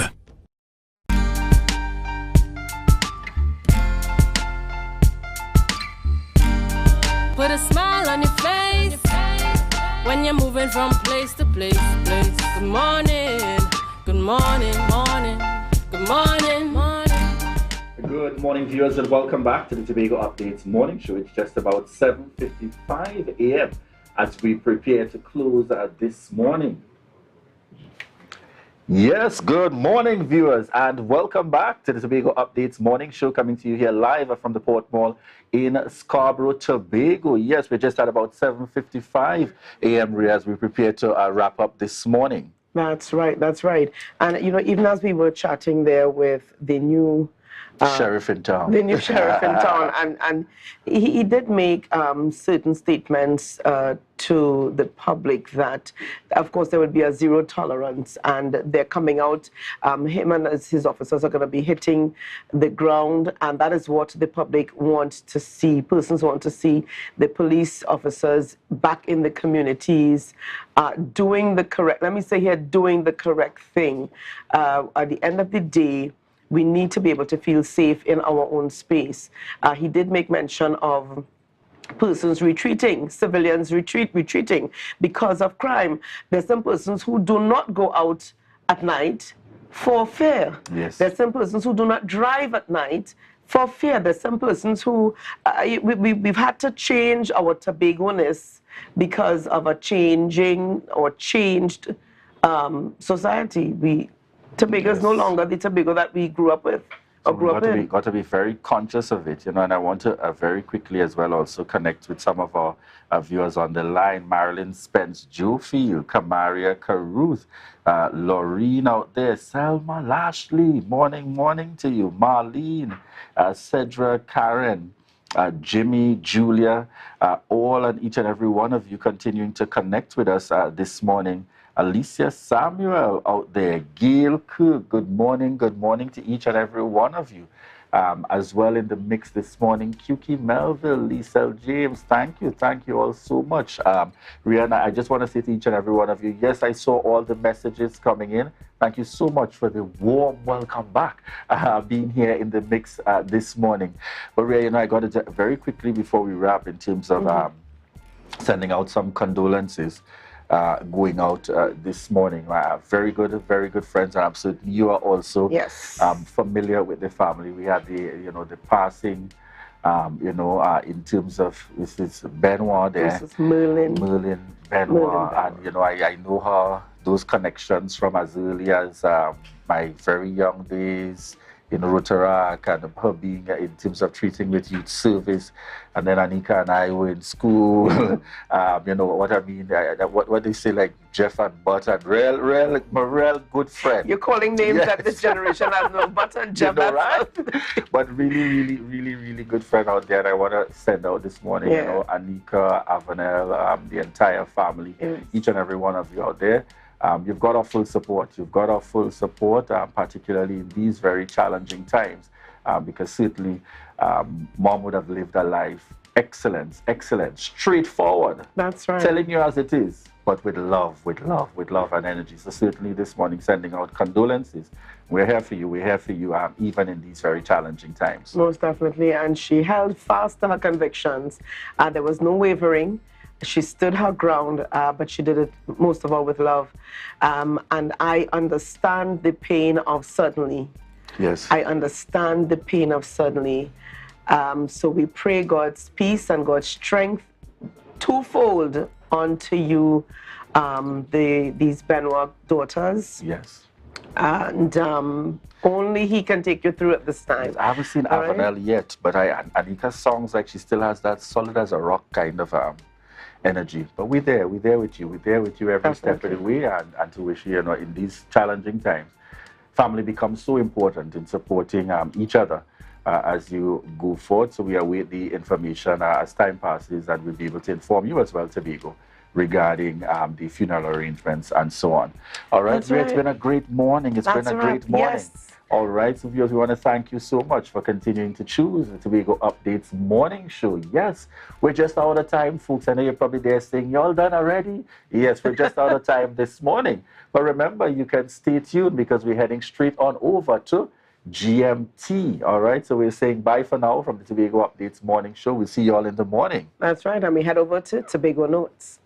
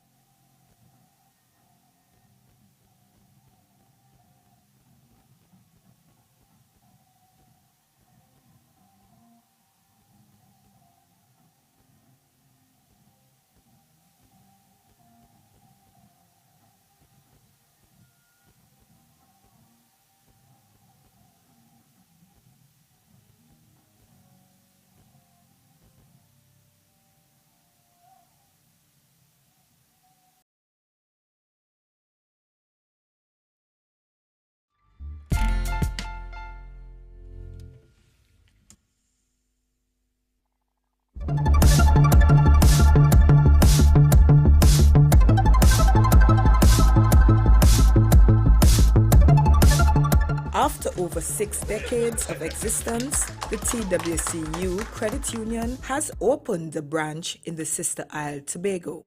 It was long in coming, but it has finally reached. This credit union was formed to accommodate and facilitate low-income families who needed a means of saving. Now, TWCU is expanding into Tobago. This milestone is being celebrated for bringing a 27th credit union to the island. The establishment of this member-owned cooperative institution provided an opportunity for low-income members to save and obtain credit to meet their needs in an era when they were unable to have easy access to banks to meet financial needs. For some time, due to the increase in membership and growth in status, there have been several requests from members. It is our hope that this new facility will serve as a catalyst to attract new members, particularly youth members. By the same token, it is an opportunity for members to invite relatives and friends to become members of the society. In addition, now is the time for inactive members to revive their membership status to be fully active. Today, the fact that we are here within the first quarter of 2023 to open this branch is a very positive sign for the economy of Tobago at large.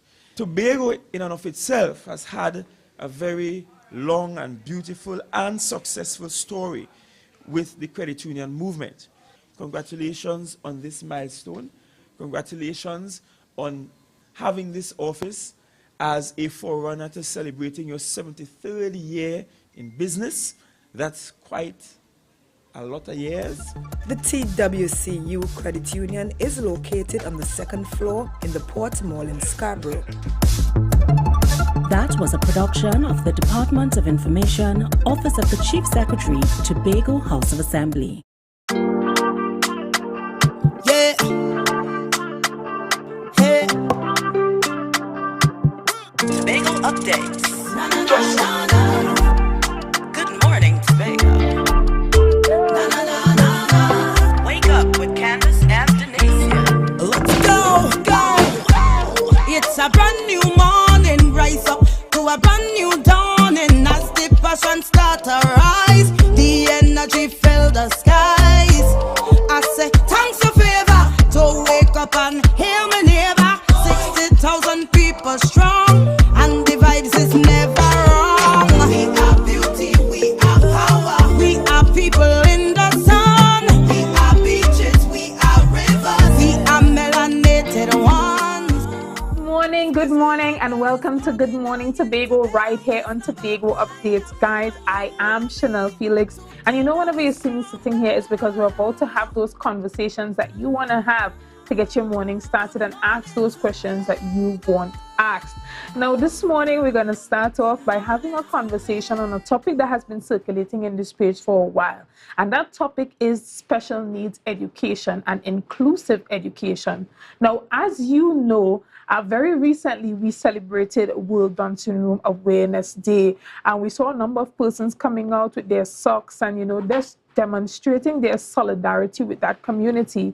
And with that came a number of conversations surrounding special needs, inclusion, and the need for special needs education and training here on the island of Tobago, and just all around improving the education sector where special needs education is concerned. Conversations surrounding improving the curriculum and just more activities that are inclusive towards those members of that community.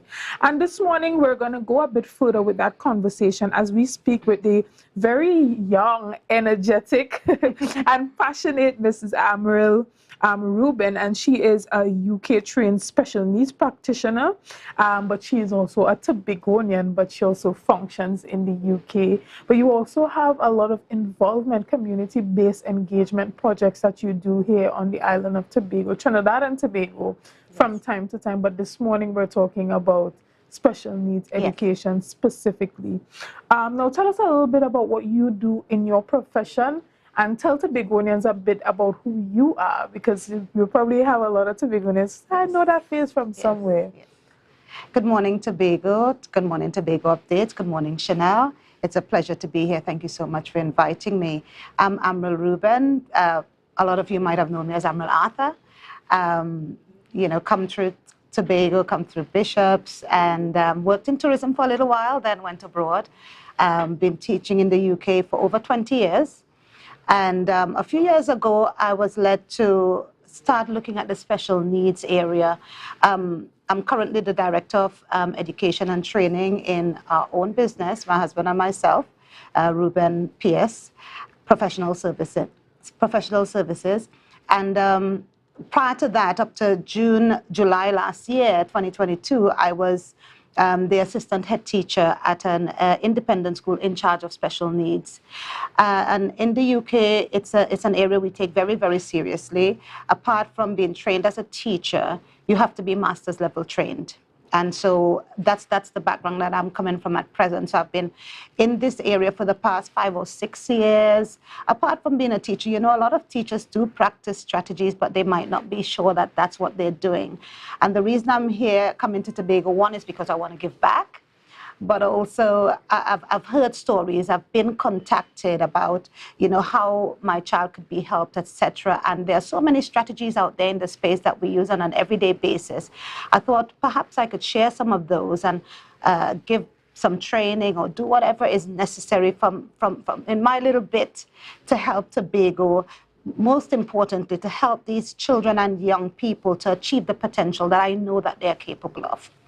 Excellent. And one of the conversations that has been coming up a lot where special needs and inclusive education is concerned here on the island, that has been raised by a number of organizations, especially in recent time, is the need for broader inclusion in mainstream education and mainstream schools to include younger persons who really are a part of that special needs category, whether it be autistic, ADHD, or Down syndrome. Tell us a bit about how the UK model functions in regards to integrating these special needs kids into mainstream education, and what are some strategies that we might be able to implement to get there, because we're a bit far off from there. Although the right of a child still exists to have that educational access, still we have not yet found the right way to integrate them into that system. So tell us a bit about that. Certainly. Well, you would note one of the main reasons I'm here today as well is because tomorrow I've put on a special needs seminar at the Scarborough Central Library in the auditorium, just to take that conversation out a little bit further, just to share some of those strategies, both with parents, both with educators and other practitioners. I mean, we have people who are pediatricians, etc., who have already engaged and registered. And inclusion, not exclusion, is the title of it. It's a way that we want to encourage Tobago, the wider Caribbean, to look at our children with additional needs. That neurodiversity is nothing new, but we are in the UK, we pay very particular attention to them, to our children and young people who have special needs, who have those additional needs, not to be ostracized, but to remove those barriers to their learning, to help them to achieve potential, to help them to be all that they can be. So, for example, unless a child or a young person has very complex needs, and it may be multiple complex needs, unless they have that, they are in the normal mainstream schools. So teachers are trained. So my role as we call it a SENCO, Special Educational Needs and Disabilities Coordinator in the school, as a senior leader in the school, is to train teachers, to support teachers, to share strategies with teachers, to communicate with parents, because they're a big part. We must work together. And I think one of the areas I really focus on is integrating and supporting. Already these parents struggle. So we are supposed to be there to help them to pull things together and to make things easier, not to make things harder. Right, and so this special needs education seminar titled Inclusion, Not Exclusion, being held at the Scarborough Library tomorrow, and that's from 4 p.m. to 6:30 p.m. Now tell me, what are you looking forward to as being the outcome of this event? Well, what are you really looking forward to, and do you think that this one seminar can accomplish that? Definitely not. One seminar is not going to accomplish it, but it's the start. It's the start of a changing of a mindset. It's about mindset shifting. It's about parents, teachers, all of us coming together and saying that these children can achieve, and what can we do as a network of people. And I think one of the big issues is always money. You know, well, you all might do it like that in England, and we don't do that here. But the thing is, if we can empower teachers to feel confident enough to deploy strategies in the classroom that will cause a child with special needs to feel included, they have the same friends, they might not go as fast as the others, but there are some very simple strategies that can be put in place. Even some basic strategies, for example, one of them is chunking. There are some resources that can be used. We call them reasonable adjustments. It would not hurt anybody to give these children this kind of things. However, it goes out of our way a little bit, a teeny little bit. But if it would help them to go further, I think that's something. So that conversation, sharing those strategies, perhaps helping those parents to have strategies that they can go away with and try. I do say, though, that there's no one size fits all. And then perhaps, hopefully, policy in the end, that's the long-term goal. Okay, excellent. And so talk to us about the next steps after this seminar. Yeah. What can we see happening after tomorrow's seminar at the library? So next steps, I'm hoping to be able to appeal to the THA, appeal to the powers that be to put on more training, get training program in the schools. It's just, we train for everything else. You know, just providing that support for teachers. Also, I want to rally, a lot of it for me is about advocacy for those who cannot advocate for themselves. And these children at this point might not be able to, these young people, the parents, some of them don't have the wherewithal. So to be able to do some type of networking on the ground, whether it's via internet. I mean, I've had calls from Trinidad and Barbados, and Tobago is the first. I must say, Tobago is the first to receive this. So I really want to push forward to develop those networks and to encourage the powers that be to do more, because these children and young people are part of the local populace. Excellent. And so would we be seeing a number of educators coming out to this seminar tomorrow? What about members of the Division of Education? Absolutely. So far, the Division of Education, when I was asked how many people I think would come for the room at the library, I said 30 to 50. Already I have almost 50, and that is very encouraging. The Department of Education, Division of Education, have registered at least 10 people that under their umbrella. Other people might have come in. What I've asked people to do when they're registering, say whether they're a parent, educator, or other interested person. We have quite a few educators, both from special schools and mainstream schools as well as parents, as I said, pediatricians, social workers. So I'm really encouraged at the interest so far. It says a lot that awareness is increasing, and that's a good start. Excellent, and hopefully you will be able to actually go into the schools and have those conversations on a larger scale with principals and teachers and even with students, because in order to really integrate those students into the mainstream system, there is a level of culture that has to shift in order to accommodate them. Yes. So tell us a bit about that culture shift and how does one begin to work on changing attitudes towards the integration of special needs children into the education system? Yeah. Culture shift and paradigm shift, and we know Tobago is cultural, quite by and large.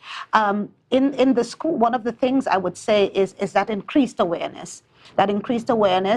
However, I realize what's happening though is by force, we are forced in every community now, there are more children with special needs. So we can't ignore it. It's not an issue that we can ignore. These are not children we can lock away anymore or, not feel ashamed of, and that should not be the case. These are children with neurodiversity. They have needs that are just additional or different to others, and that's all it is. And so we need to put that support in. So it's just pushing that message out there and also encouraging the other young people in the schools to know that you can embrace and you can actually help these children to be all who they can be. Excellent. Well, guys, you heard it here. Tomorrow at 4 p.m. at the library. Which one of the venues in the library is that? It's Which the main auditorium. The main auditorium. So that's the main auditorium at the Scarborough Library. You have the Special Needs Education Forum. It's called Inclusion, Not Inclusion. And this is open, not exclusion, sorry. And that is open to all Tobagonians, especially persons who are interested in special needs education, parents, you name it, just come out and support. You never know what you would be able to do with that information that may be gathered from this seminar. So again, Amril, thank you so much for joining us here today. And thank you for giving back to Tobago. Thank you for taking the time to come home and give back. Guys, that's all we have for this conversation for you this morning. We're going to take a quick break and we'll be back right after this. The energy fill the skies. I say thanks for favor to wake up and hear my neighbor. 60,000 people strong and the vibes is never wrong. Tobago, it's time to go. Sweet like Tobago, here's the real deal. Nothing sweeter than when your internet fast all day, every day. I telling you, it's real nice when your home internet and TV package fit your budget. Well, if that's what you want, you're safe with Digicel Plus. Sign up or switch to Digicel Plus now and pay $0 for 1 month. Plus, plans start as low as $199 and you get installed for free. Visit digiceltt.com or a Digicel store now. Do something, Johnny. Call fire. What's the number? Oh, God. Fan emergency, good afternoon. You said the building is on fire. Are there any persons trapped?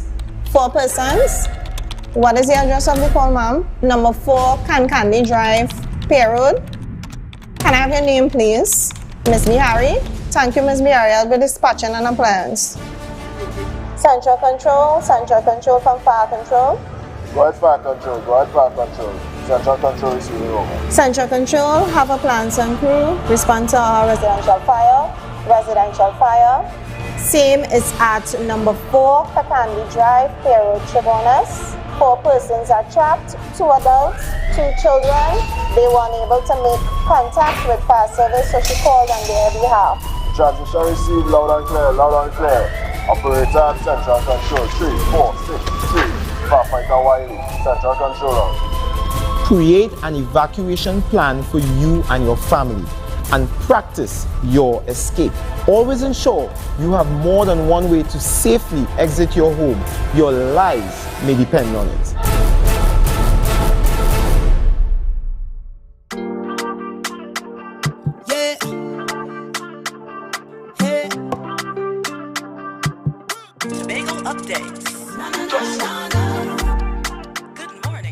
morning, and welcome back to Good Morning Tobago right here on Tobago Updates, guys. I hope you are not just joining us and you've been here from the beginning as we spoke a bit about special needs education.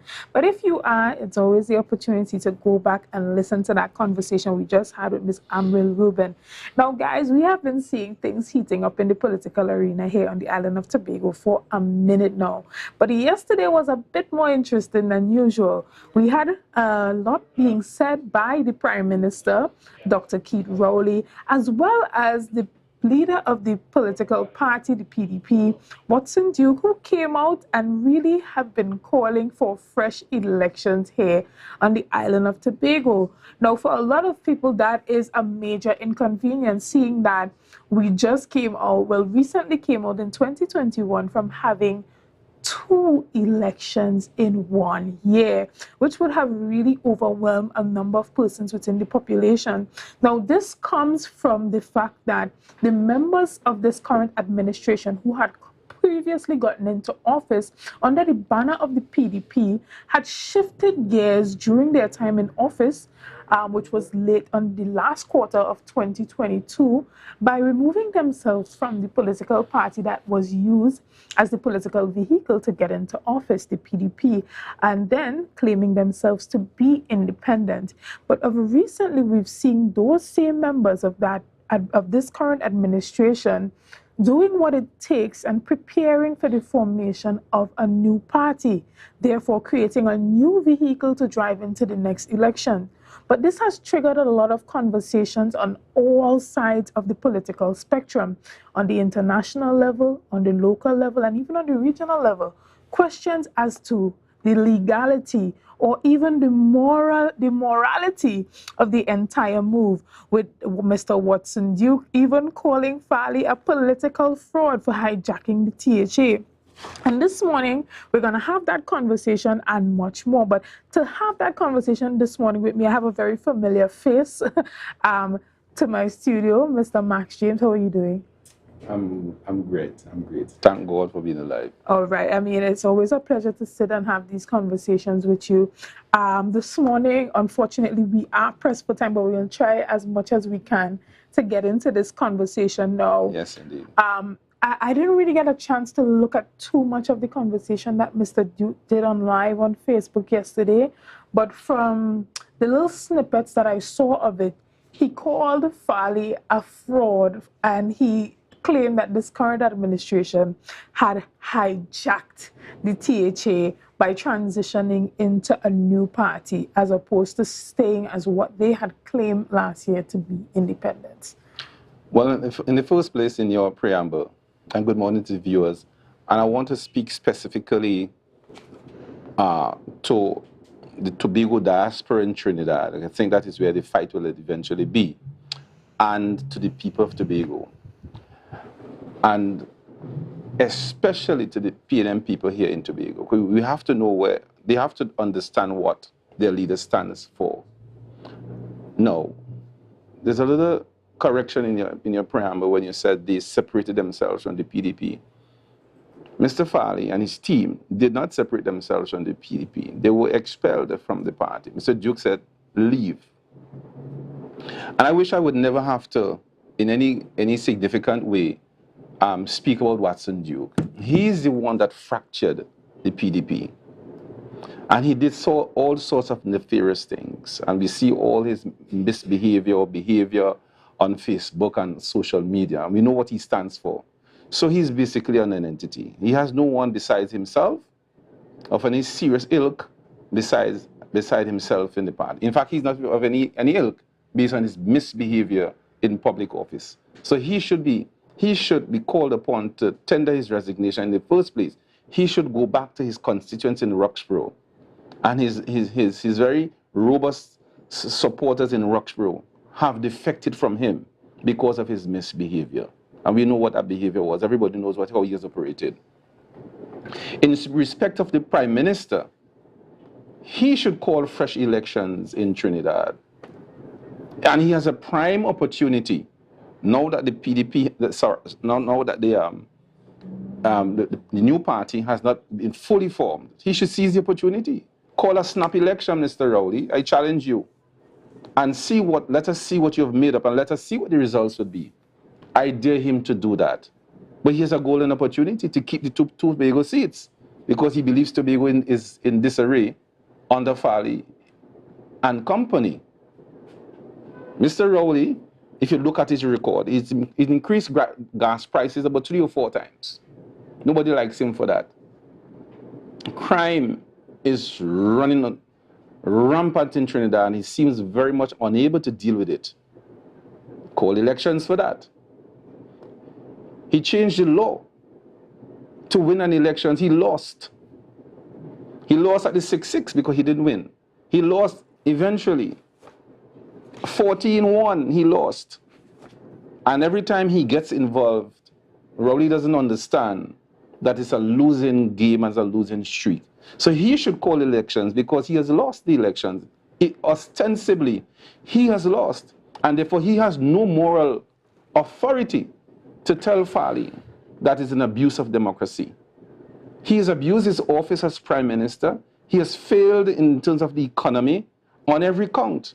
What is his record regarding the people of Tobago? And he talks about democracy. Tell me, since Williams, his former boss, who said Tobagans must eat grass. We won't forget that. Rowley's on record of calling our Deepwater Harbour proposals, or the present Deepwater Harbour Duck Pond. And he's so mischievous that he's getting a state agency to give proposals for extension of the finger pier. That is his solution for Tobago's economy. All right, and so when we talk, let's talk a little bit about that release that the Prime Minister made yesterday, as he called on the Chief Secretary to call fresh elections in Tobago. One of his biggest arguments was the mandate, the change of the mandate. A new mandate is needed. Talk to us about why you think that this administration can or should press forward with the mandate that they utilized under the previous PDP banner. Has Mr. Farley changed into somebody else? Are the other representatives over there, have they changed to somebody else that we don't know? They're the same people, with even a better mandate, with even an improved mandate, now that the mischief maker is out of the way. But is the new mandate clear? The new mandate is clear. If you listen to the enunciations of the Chief Secretary and his cabinet here, it's the same mandate, an improved mandate. So there's no need to call elections. The players are still the same. In fact, new elections will cause more havoc in the society. And so Mr. Rowley has not established any serious moral ground, or for that matter, any legal ground, to say call an elections. He knows he can't call it. So he's just a plain mischief maker. Until Dennis has failed us, he lost his seat. You have a leader who is out of the assembly, and a leader in the assembly who has ceded his authority and responsibility to somebody out of the assembly. How does that work so good and effective democracy and representation? Right, and let's shift gears a little bit and talk about his call to the Secretary for Infrastructure, Transportation and Infrastructure, Mr. Trevor James, to basically know his place with the press release that he made last week, as he said that he demanded that the licensing officers from Trinidad be removed from Tobago with immediate Mr. James effect. is quite in order.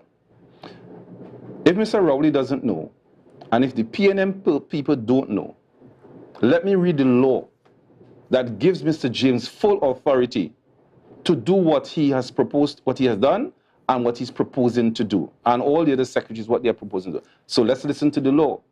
There was a confusion many years ago, 1986 thereabout, since the formation of the Assembly, actually, 1980, where we didn't understand the role of the Assembly and the public service in Tobago.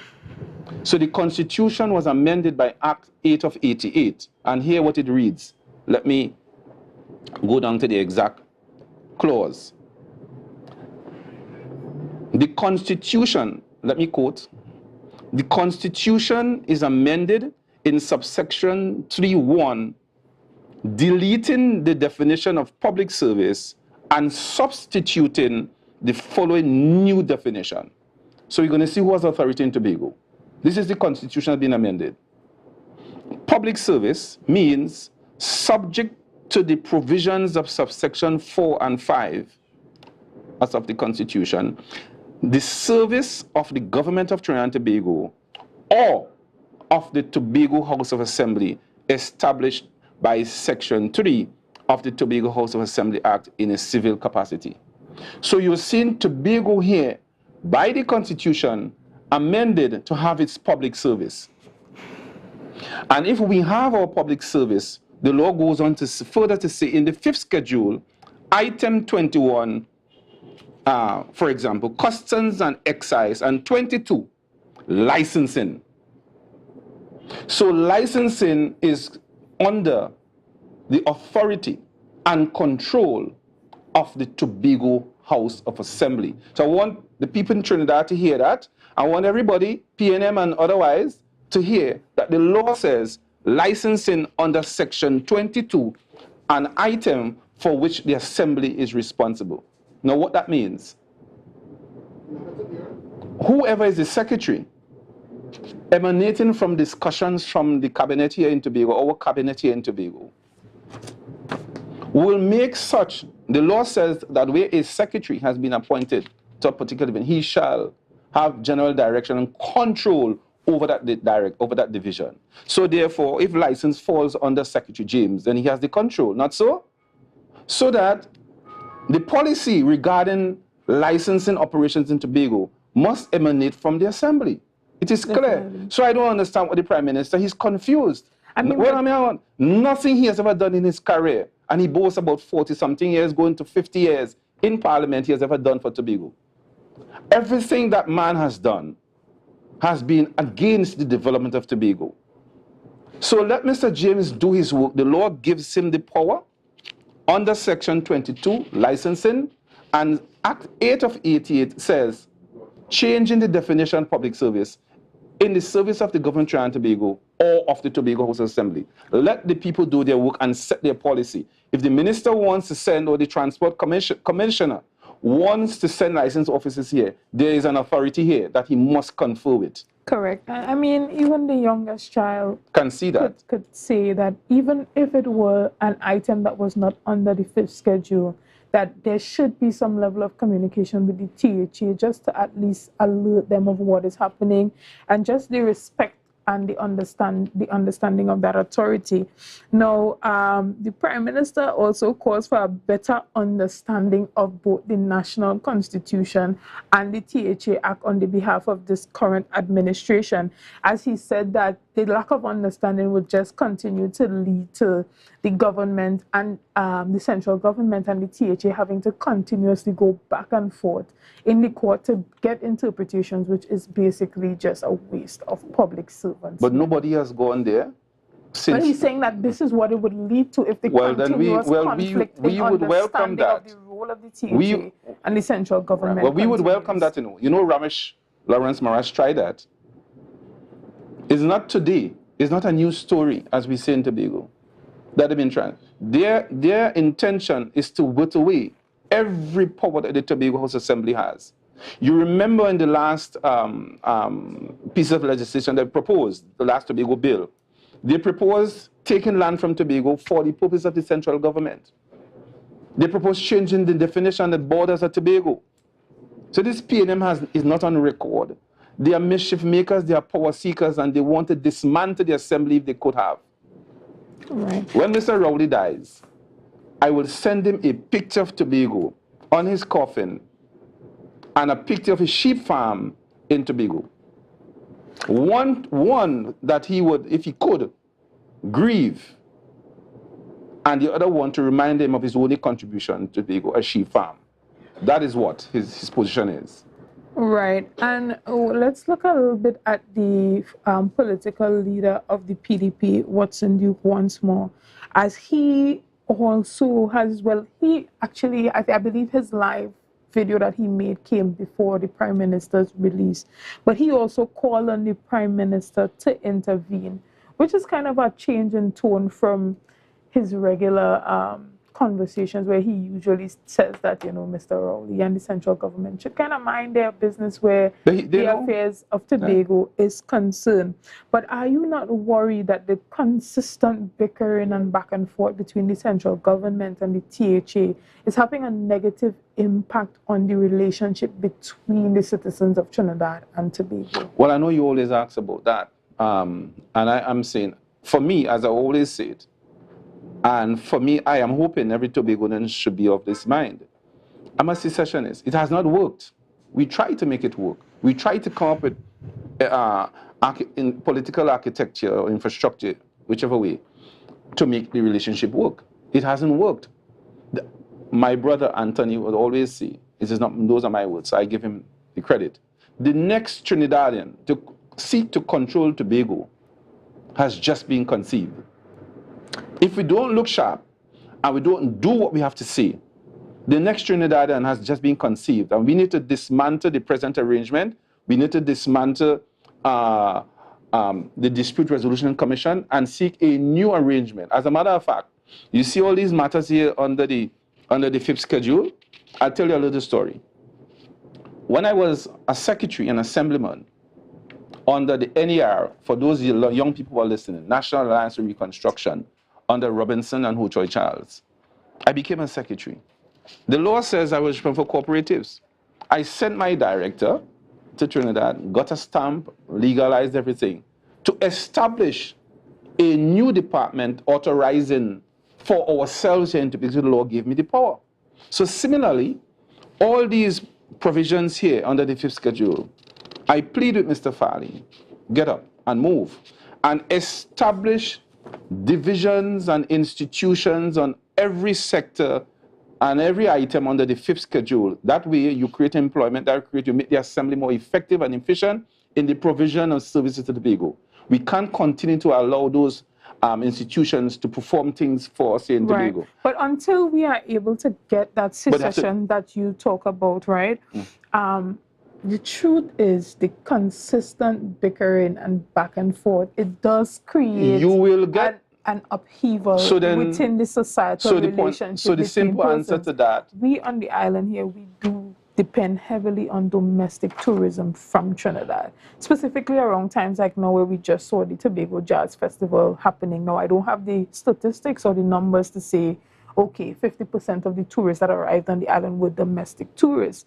But I'm just saying all of this to say, how do we move forward to better the relationship as it is so that it doesn't negatively impact that social relationship? So you have refined the search, refined the question, and I think that Trinidadians need to let go of Tobago and leave us to develop our democracy. Tobago is sovereign to Tobagonians. I'm going to repeat it. Tobago is sovereign to Tobagonians, and we should be allowed to run. We don't tell Trinidadians what to do, but we are not in confusion with the regular Trinidadian. We are in conflict with the 1%ers who want to extend their arms to Tobago and take all that they could get. We are in contention with the PNM headhunters. We are in contention with the PNM hierarchy, with the PNM at the level of Mr. Rowley and his party. They are who? But the regular Trinidadian doesn't really care per se. You see the point? So we are not in confusion or conflict with the regular Trinidad, and we welcome here. Right. But as your relationship stands, we have to fix. Let me just finish. We have to fix that. And Rowley et al. Must know that at this stage of the development of our democracy and our politics in Trinidad and Tobago, that it's time for them to clear the way and leave us to manage ourselves, create the political and socio-political infrastructure and the socio-economic infrastructure. When that happens for us in Tobago, the entire country will develop and there will be peace, but they need to let go.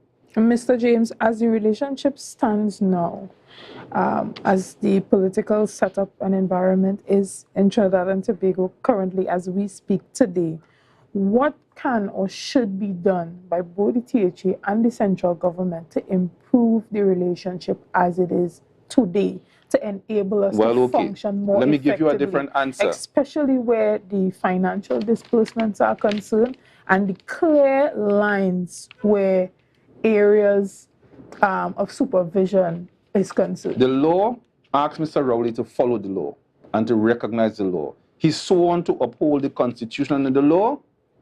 The law says that we have a public service in Tobago, and we will prosecute that to the end. The law says licensing is a matter under the Fifth Schedule. So the Prime Minister in the first place needs to follow the law. Every Tobagonian who is seeing me now, Tobagonians, this is the law.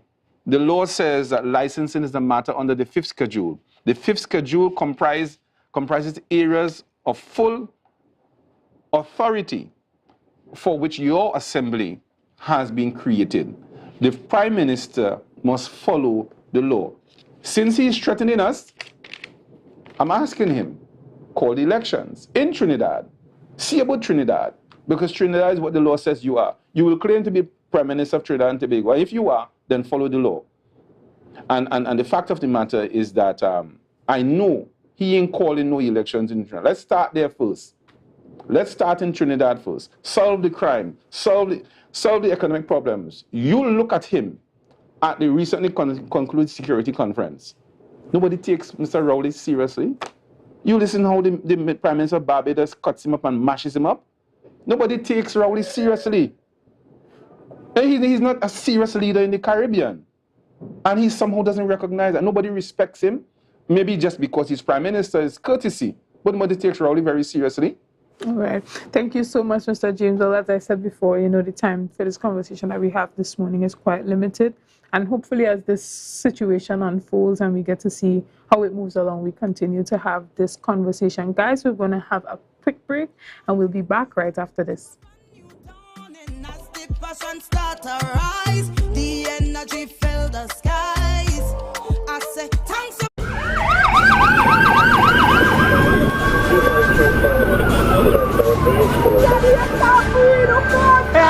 Help!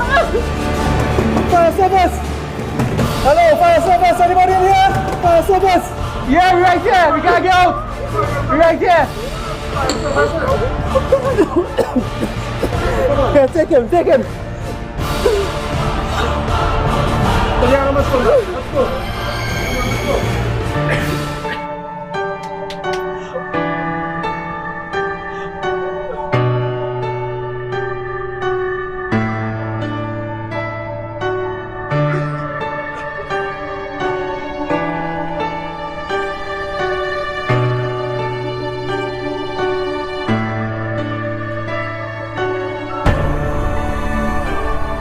Thank you for saving me. You're my hero. Together, as we face the challenges during the new normal, always remember that fire safety begins with you.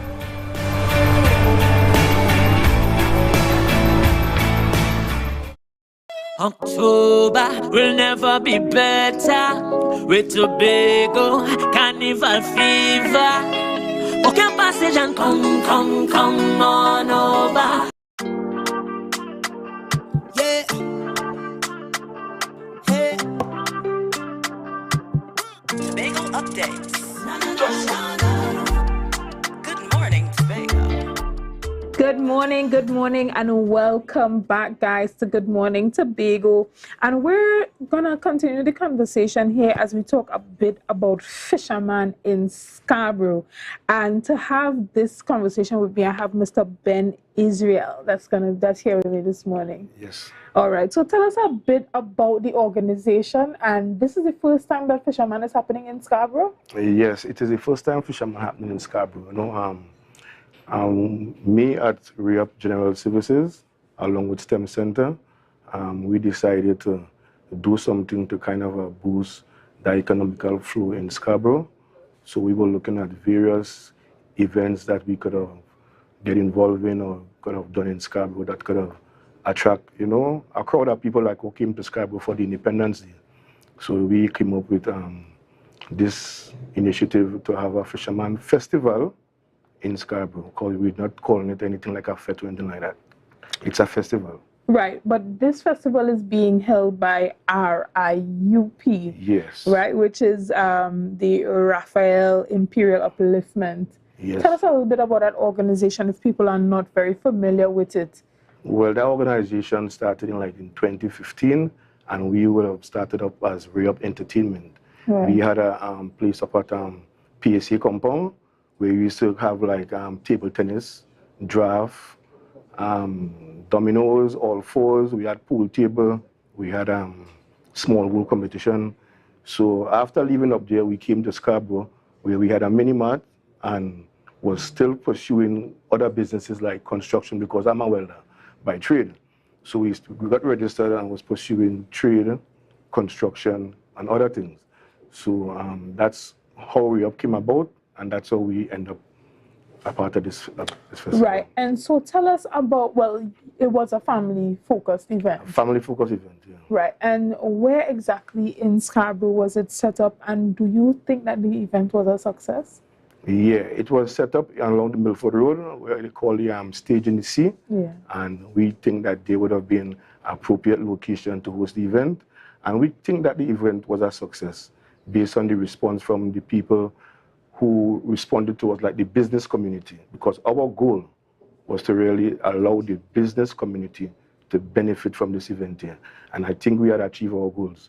After doing the post-mortem and going through the community of Scarborough and the businesses and asking them what they think of it, they say, yeah, man, you got to do this again. So we have this small business community on board, which I came here this morning to give gratitude to. So I don't want us to overstep it too much, but I would like to really give my thanks and gratitude to the people and them who were surrounding me and who afford to make the event here a success. It wasn't me alone. STEM Center played a very inaugural and very important role in this. Also, Mr. Terence Phillips, my business partner, along with others who were playing their part in this year. So I would like to give them that thanks and gratitude here this morning also. All right, so are we going to see this being an annual event, the Scarborough Fisherman Fest? Definitely it will be an annual event, and it will be an annual festival whereby we want Scarborough to be involved. Even though we have a small team right now, we would like our team to grow. So you offer for people to come on board is there. And definitely it will be annual. And as I say, we want the whole of Scarborough. We don't want it to be confined to where the Stage in the Sea is. The idea is to have Scarborough, because we lost the Carnival, we look like we lost other things that bring in a massive crowd into Scarborough, that having the business feasting or festering offer.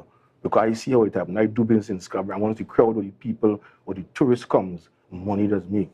You understand me? So we come up with something that we think that could bring people, and we don't want just our business or us as the organizers to benefit from it.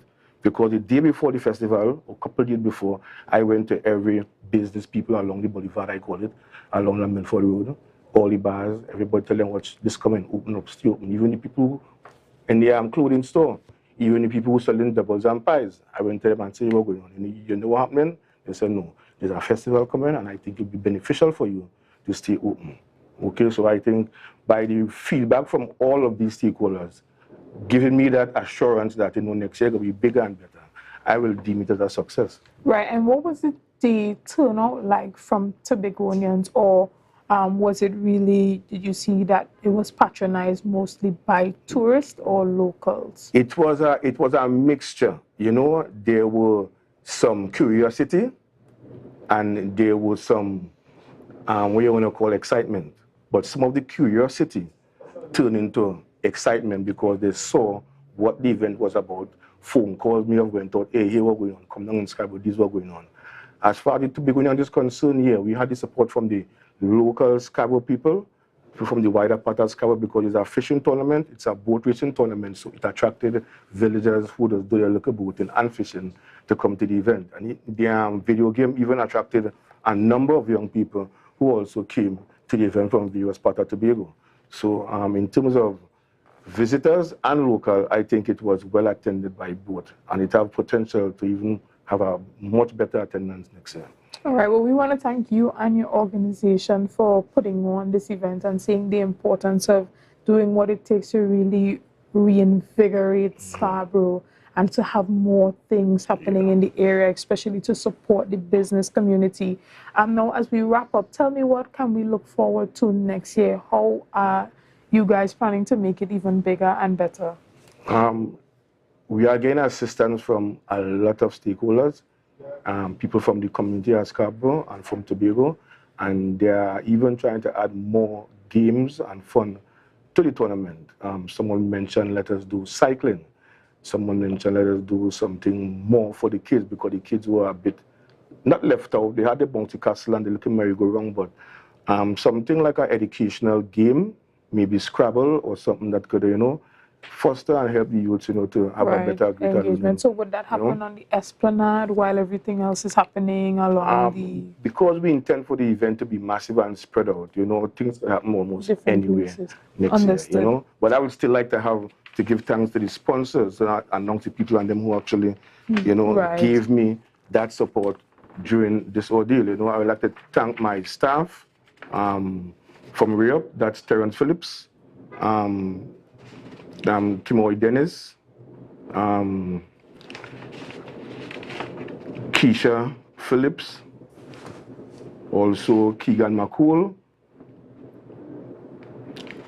Mr. Berkeley, Ellen Berkeley, Sean Neder from STEM Center. They did all the logistics and all the event managing and planning, and that's how they ran pretty well, and they need the credit for that also. I will go straight into the people and them who were responsible for sponsoring the event. I will go with REOP General Services. We manhandle the situation along with STEM Center. Viewport, they were also our sponsors, Claxton Bay Hardware, J&G Sports, that's in the Port Mall here. Saga Car Rental, he sponsored us also. Jimmy Holiday Resort. We have Wendy's, Beverly Food Restaurant, Mrs. Alfred Burgers and Hot Dog, Mrs. Monica Food Delight. We have Boy George Clothing, that is opposite the Port Mall there. He sponsored us also. Joe Pole. We have Cost Cutters, Highmore. We have Poya, Tobago United Cooperative. After played a strategic role also in assisting us in making this event here a success. And I must say, Ms. Natisha Pantin, I have to give her a lot of credit too. Our call was went out to her. Secretary for the Division. Secretary for Division of Fisheries. Yeah, Ms. Pantin, thank you very much again. And thank you a lot on the phone. I try to thank you a lot, but I really appreciate your support and what you did for us for this event to be a success also. Mr. Trevor James also, we thank him, and also Ms. Tashia Boris from Tourism. Yeah, from Tourism. We thank them also for their assistance.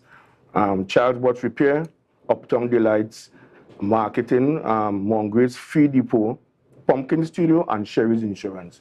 And we, from the management staff of this organization, would like to thank the whole of Tobago, the whole of Scarborough, the police, the fire, everybody who made this event here what it became. We really would like to thank you. And we wish to have you all on board, and even more people next year, because we need the professional assistance next year and going forward. To improve the festival. All right, well, thank you so much for taking the time out to come and discuss with us and give us a synopsis on the success of the first ever Scarborough Fisherman. Right, and we look forward to seeing it even be growing and becoming even bigger and better. And possibly partnering with a number of other fisherman festivals. Just to ensure that Tobago continues to put the energy. The international calls already coming in, the calls and booking flights to come next year already start. So this year have propelled a tourism-oriented kind of a thing. So, the calls are coming in. We're coming next year. Right. So, people have to get ready. The flights, Caribbean have to get their act together. The Scarborough Port, we have to really get our acts together, because we are aiming to bring a lot of entertainment in Scarborough. This is not the only one, And the people who are on board, the small business community, I thank you again. I thank you. I'll be coming back to you guys to have some type of dialogue in going forward for the other festivals, because we have October Carnival coming up. There was no Kiddies Carnival in Scarborough last year. We would like to have a Kiddies Carnival in Scarborough this year, this October Carnival. Excellent. So we have some projects we're looking to deal with, and we want Scarborough all involved. Well, we look forward to seeing that. Guys, we're going to take a quick break, and we'll be back right after this.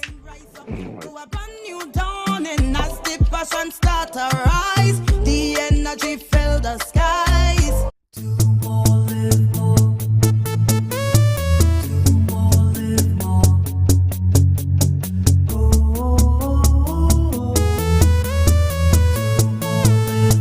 This is how it's gonna go. They better look up and look, 'cause this is is your show, and everybody's gonna know. Say it to them once again.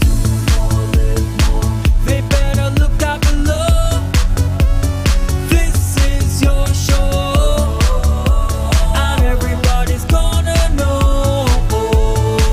That's how it's gonna go. They better look out below, 'cause this is your show. Live more.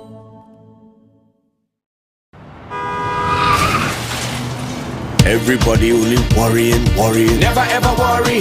Don't mind how things looking hard. I tell them never ever worry.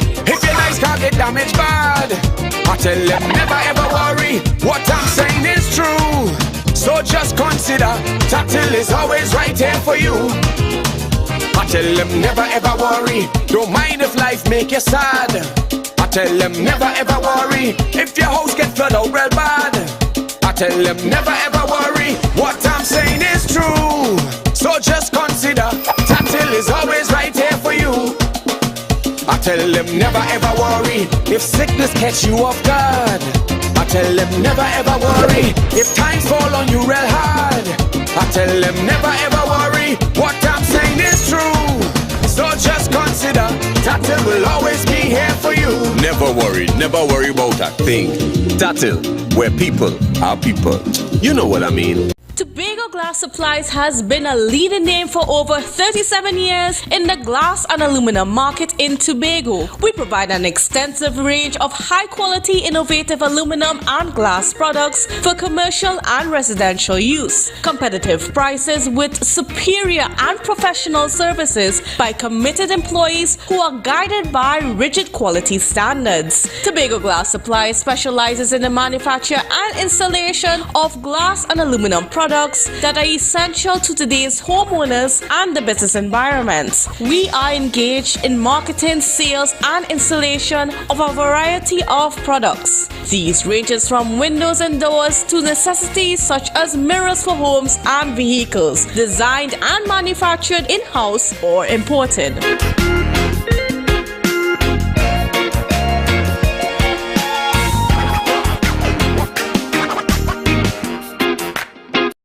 October will never be better with Tobago Carnival fever. Book your passage and come on over. Yeah. Hey. Tobago updates. Good morning, and welcome back to Good Morning Tobago right here on Tobago Updates. Guys, as we wind down things this morning, we're going to end off with what you just saw there, Tobago Carnival October. I mean, what else is there to trigger a carnival season other than band launches? And guys, this morning, I have the pleasure of sitting with the Jade Monkey Mass team, right? We have the band leaders that are here this morning, and this year they are presenting Faces of Tobago. Guys, we have with us band leader Ronnie McIntosh, as well as Mr. Anthony. How are you guys doing? Sean, Anthony, how are you guys doing? It's always a pleasure to have you here. You guys are from the Jade Monkey restaurant and bar down at Crown Point, and we see that you guys have put on a lovely showing last year, and you're back again at it. As I said before, what other way to trigger a carnival season than with the band launches? And so we're gonna see you guys this year putting on the Faces of Tobago, and this would happen with your band launch. Talk a bit about the offering that you guys are putting forward this year. Okay, fine. Let me say good morning to Tobago Updates. First, let me start off by saying Sean Anthony is the band leader of the Jade Monkey Mass. I'm representing Ronnie and Carol from Trinidad. Basically, we're in charge of the designs and the productions of the costumes for Jade Monkey. So we basically, at this present time, we ain't start yet. Oh, right. So you guys, Ronnie and Carol, in collaboration with Jade Monkey, and you guys are responsible for the designs and the production of the costumes. So when people think about quality, when they think about design, they can bank on the fact that they are experienced designers. Because it's coming out from the Ronnie and Carol camp, and of course, Ronnie and Carol is famous for quality and customer service and that kind of stuff. So basically, we can safely say that Jade Monkey is in good hands. Excellent. And so talk to us about the Faces of Tobago. What is this concept and theme really about? Well, Faces of Tobago is really, as I said, and me and Mr. McIntosh had this conversation, but first, Morning Tobago and the entire world. It's not necessarily Dwight York or Ian Robinson, I consider them to be the pillars, right? Faces of Tobago, what we're going to do is really the landscape of Tobago. That's what we're talking, the landscape of Tobago. And that's where we get the theme from, Faces of Tobago. So I'm going to give you too much right now, but we don't have too much. Well, use imagination, Faces of Tobago, it's going to be fully represented. Right. So when I think about Faces of Tobago, as you say, you're thinking about the landscape. So is it everything that makes Tobago, a little aspect of each, each thing that makes Tobago unique that is going to be showcased as the Faces of Tobago? Tobago has a lot, has a lot of, I always keep saying that those other Caribbean islands really, nowhere close to the kind of things that I have observed and I haven't observed and witnessed all. But there's a lot of options. Right now, we on the drawing board, we have at least 15 names that we cannot scaling it down, going backward and forward. But we will be.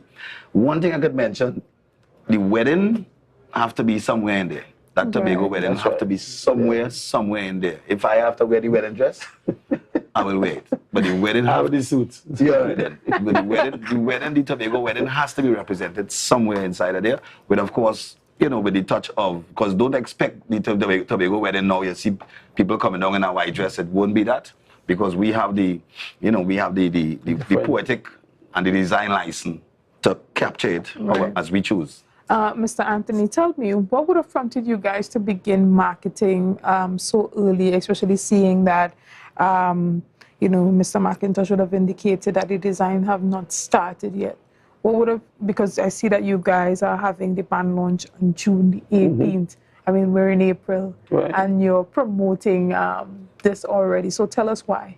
Two things. I mean, from since a little child, I know the early bird gets the best feed. Right. Right. So I go on that, and consistency. Right. Last year, the same time last year, we had the launch last year.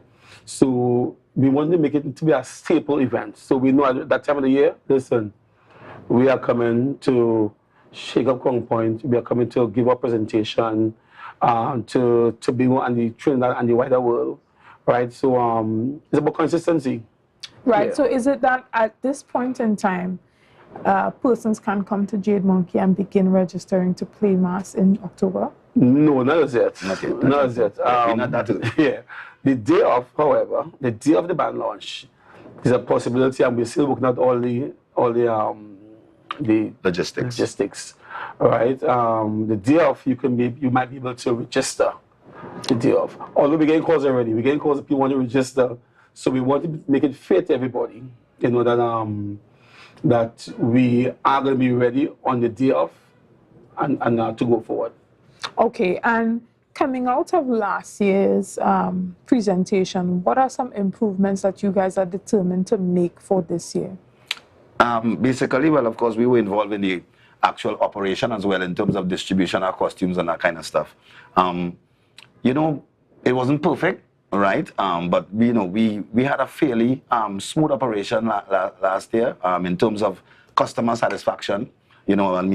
There was one or two little size issues, but in terms of the operation and satisfied customers, people come, they join the line, they collect. Step 1, step 2, step 3, everything basically went well for us in terms of that department. In terms of the on-the-road experience, music, and drinks, and food, and that kind of stuff, everything basically went well for us. But in terms of you always need to touch up on certain things. So we're looking for a bigger space in terms of when people come now, it'll be more spacious. Costume distribution, definitely. And another update, because we're on Tobago updates.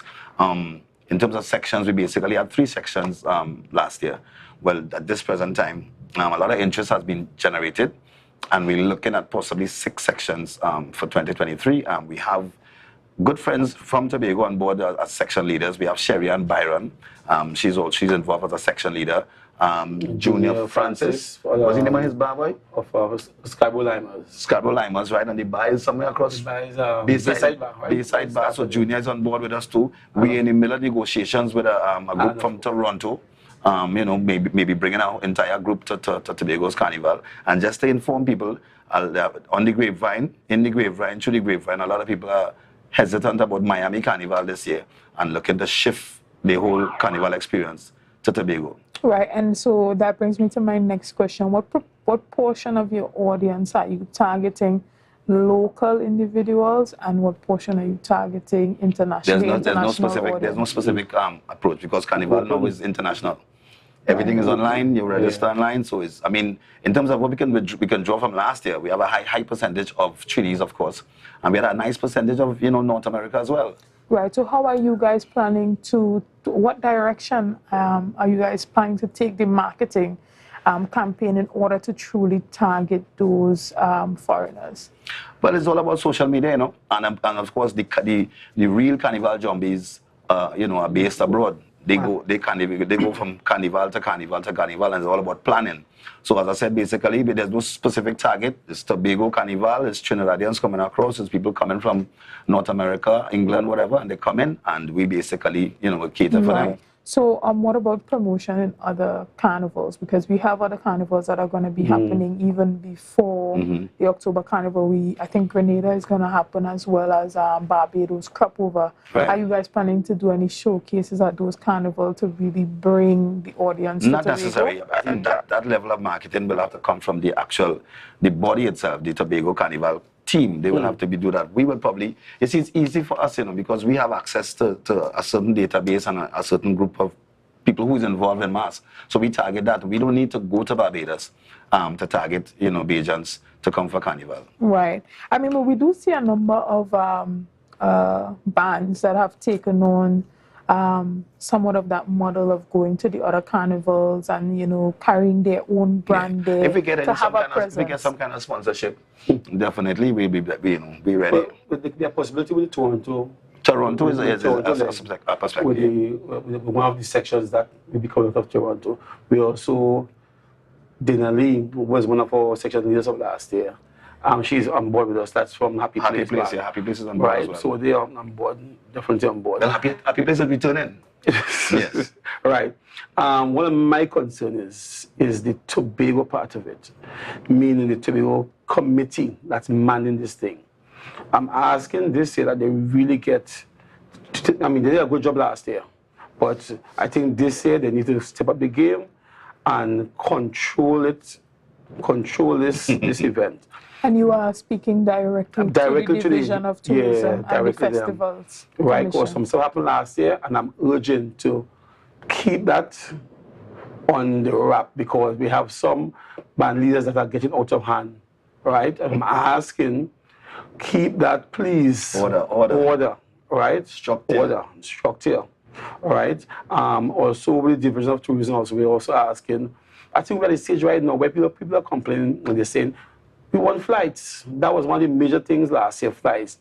Miami to Tobago. I know it's not easy, it's a process and it's a conversation.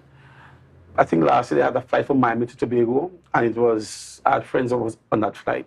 We are asking Toronto to Tobago, New York is there already, Miami, we need Miami to Tobago, Atlanta maybe Europe also, straight here, so that way you kind of free up now the air bridge between Trinidad and Tobago and the sea bridge.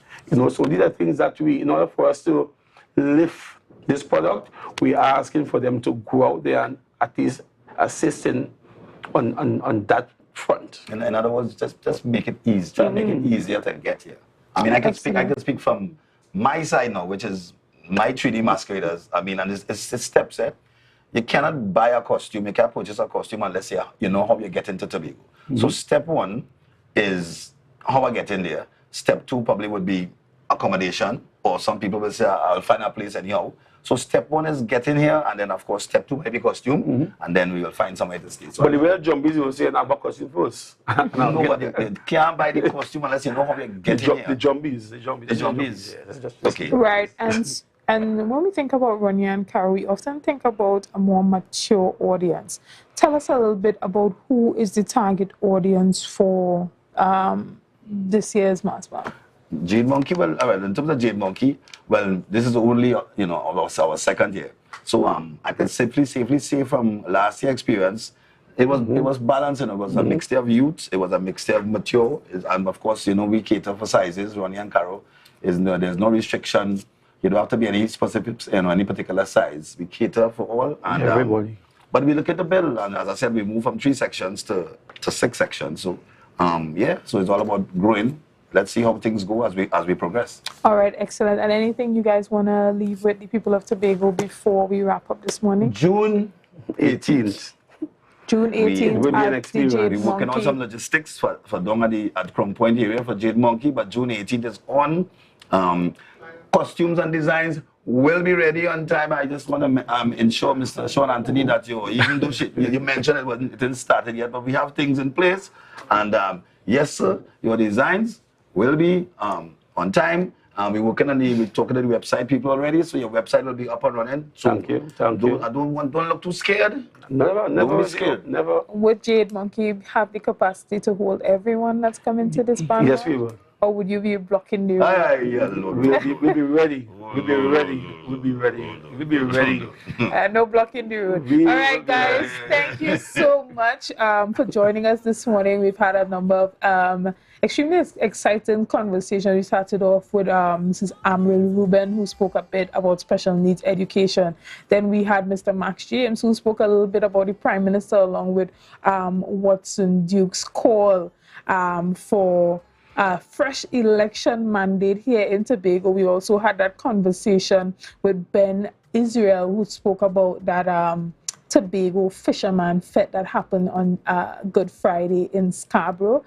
And to wrap things up, we had the guys from Jade Monkey Mass, and they are presenting Faces of Tobago this year for the October Carnival. And as they said, they won't be blocking the road. Everything will be on time, and you can look forward to coming to Jade Monkey on the 18th of June and having a blast as we prepare for October Carnival 2023, guys. It's always a pleasure to be here, to sit with you, to have these conversations. Thank you for liking, sharing, and commenting. And thank you for making Tobago Updates the #1 broadcast station here on the island of Tobago, guys. Have a great day. I am Chanel Felix, and it was my pleasure.